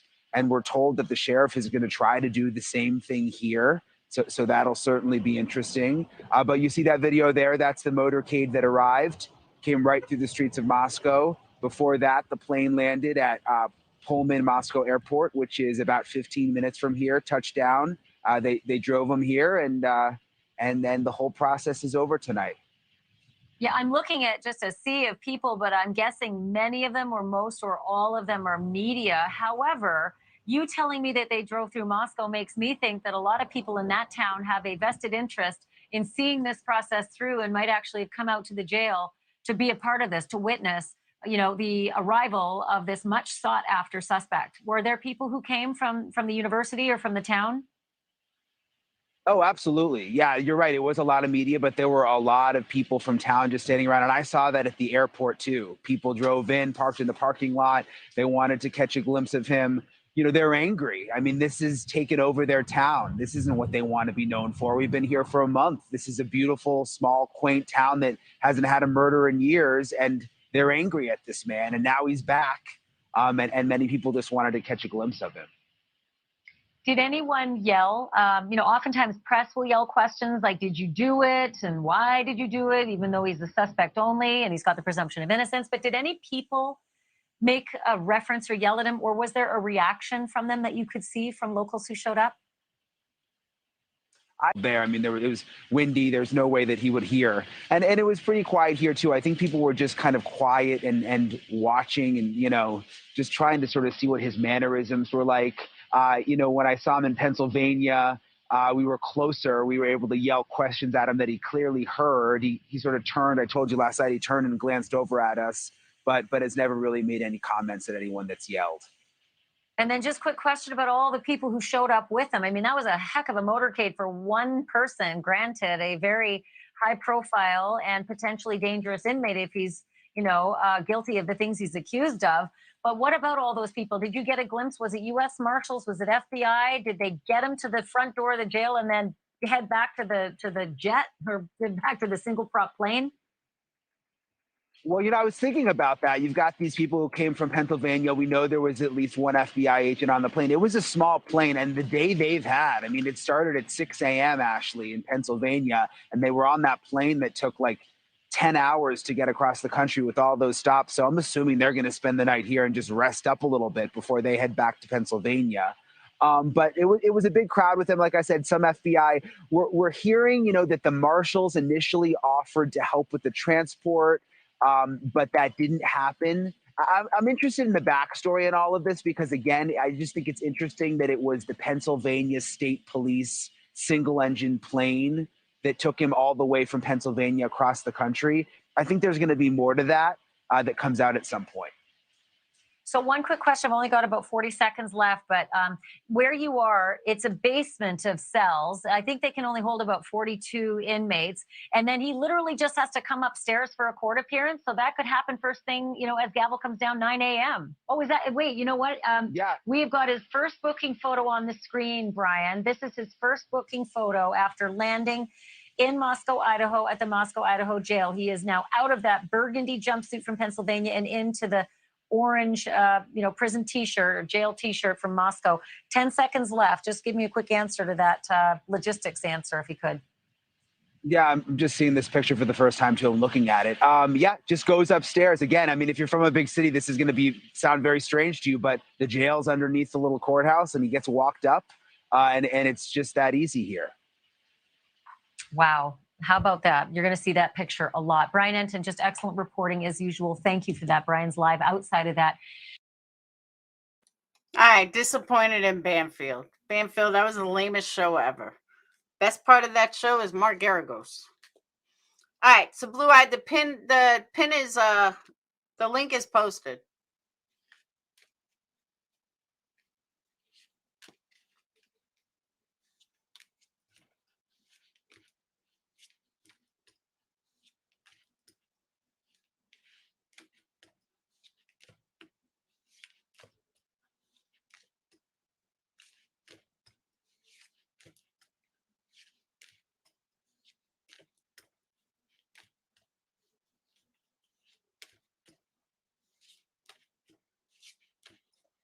But you really don't even need to speak.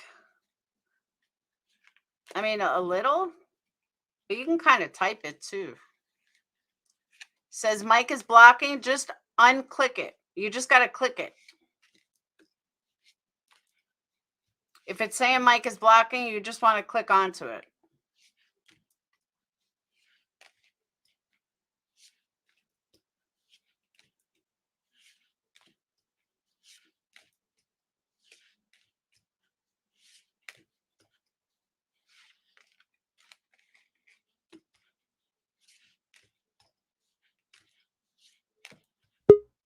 There you go. All right, it's doing it again. You got to click on it because it's saying devices not connected. You just got to click on it.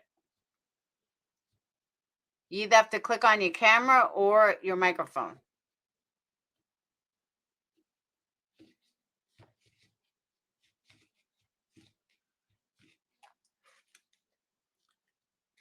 Because I can't click on it until you open up your microphone. Once I let you in the stream, then you can click on it again.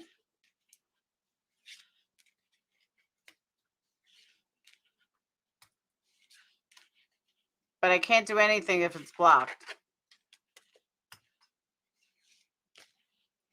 Yeah, I agree, Stone. That was pretty bad. Disappointed in Banfield. No, did you hear what I said though, female? You have to unblock it. And then as soon as you unblock it, if you want to block it again, that's fine. Thank you, Blue Eyed. I mean, I could try to do it this way, but it just doesn't work as well than having you up here. Because doing a reading like this, it could read for anybody. Like, it's not specifically for you. I mean, it may work, but it may not work, kind of thing.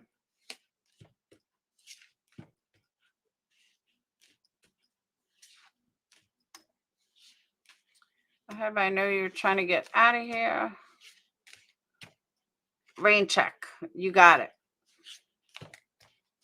I'm going to do them more. Practice makes perfect. Once I get my new desk and everything set up, I'm going to have one camera on them and then one camera on me.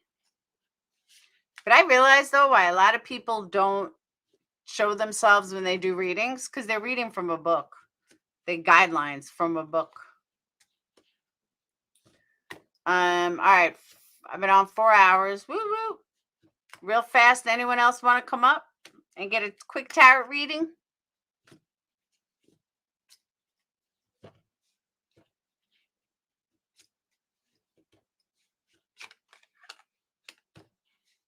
Anyone? Going once, going twice, 3 times the lady.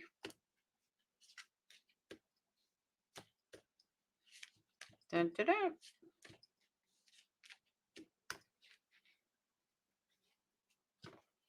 I'm going to do one. And we'll see if it fits anyone.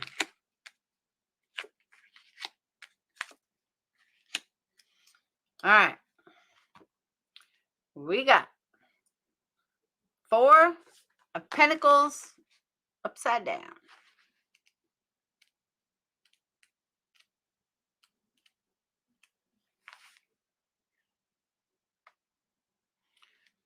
All right. Who's focusing too much on their material side of life? Someone's focusing too much on their finances. And it doesn't matter how much money you have, it will not cure insecurity.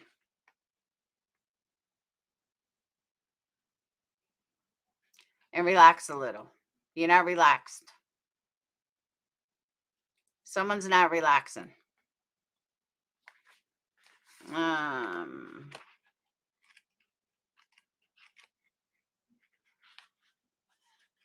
Not you, not you, not you.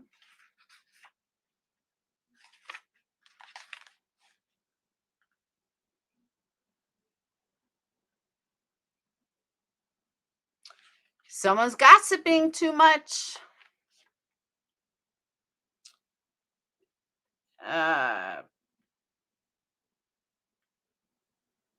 Be careful who you share information with,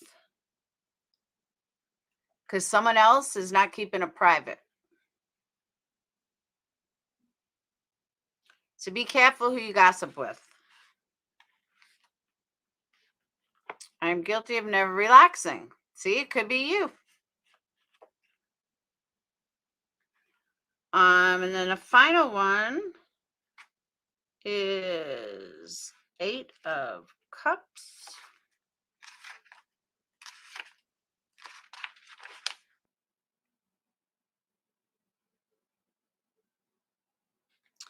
Someone is not happy in their job, relationship, and they've stayed way longer than they should have. Most likely because they fear change, but now is the time to walk away. There's something better out there for you. Don't stay in a bad situation.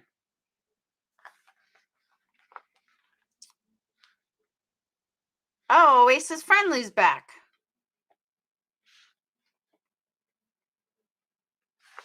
So, that was it. Those are 3 cards randomly.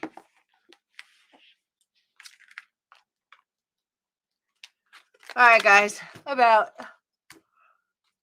You think that's you, Blue-Eyed? So maybe it did read to you. But all 3, that was past, present, and future. See, I also got another deck of cards, but Sage said I'm not ready for them because I don't know how to read them. But they're psychic tarot cards. It's an oracle deck. It's a little different, and I'm not really sure how to read them yet. So once I get that down, I'll be reading them. See, should have left years ago. So that was geared at you.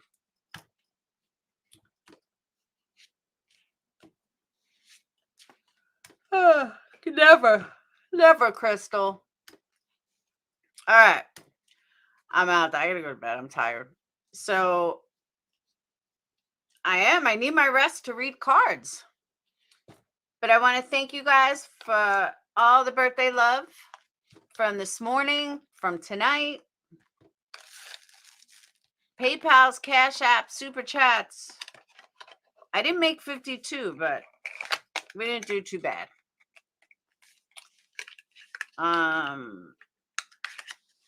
And I'm glad we all agree on what we're interested in when it comes to this case. Before I burn my house down. So, all right. I'll see you guys tomorrow, most likely. And that's it. I did have a wonderful birthday. And thank you guys for spending it with me. And now I'm going to eat some leftovers and go to bed. Take my makeup off and go to bed. So if there's breaking news tomorrow, if there's something good that comes out, I will definitely cover it. But I am not going to waste my time covering up this bullshit. No, I don't have angel cards. So, all right. I'll see you guys later. Peace. Thank you, Tony. And if anybody wants a reading, just message me and we'll make it happen. All right? I'll see you guys later. Peace.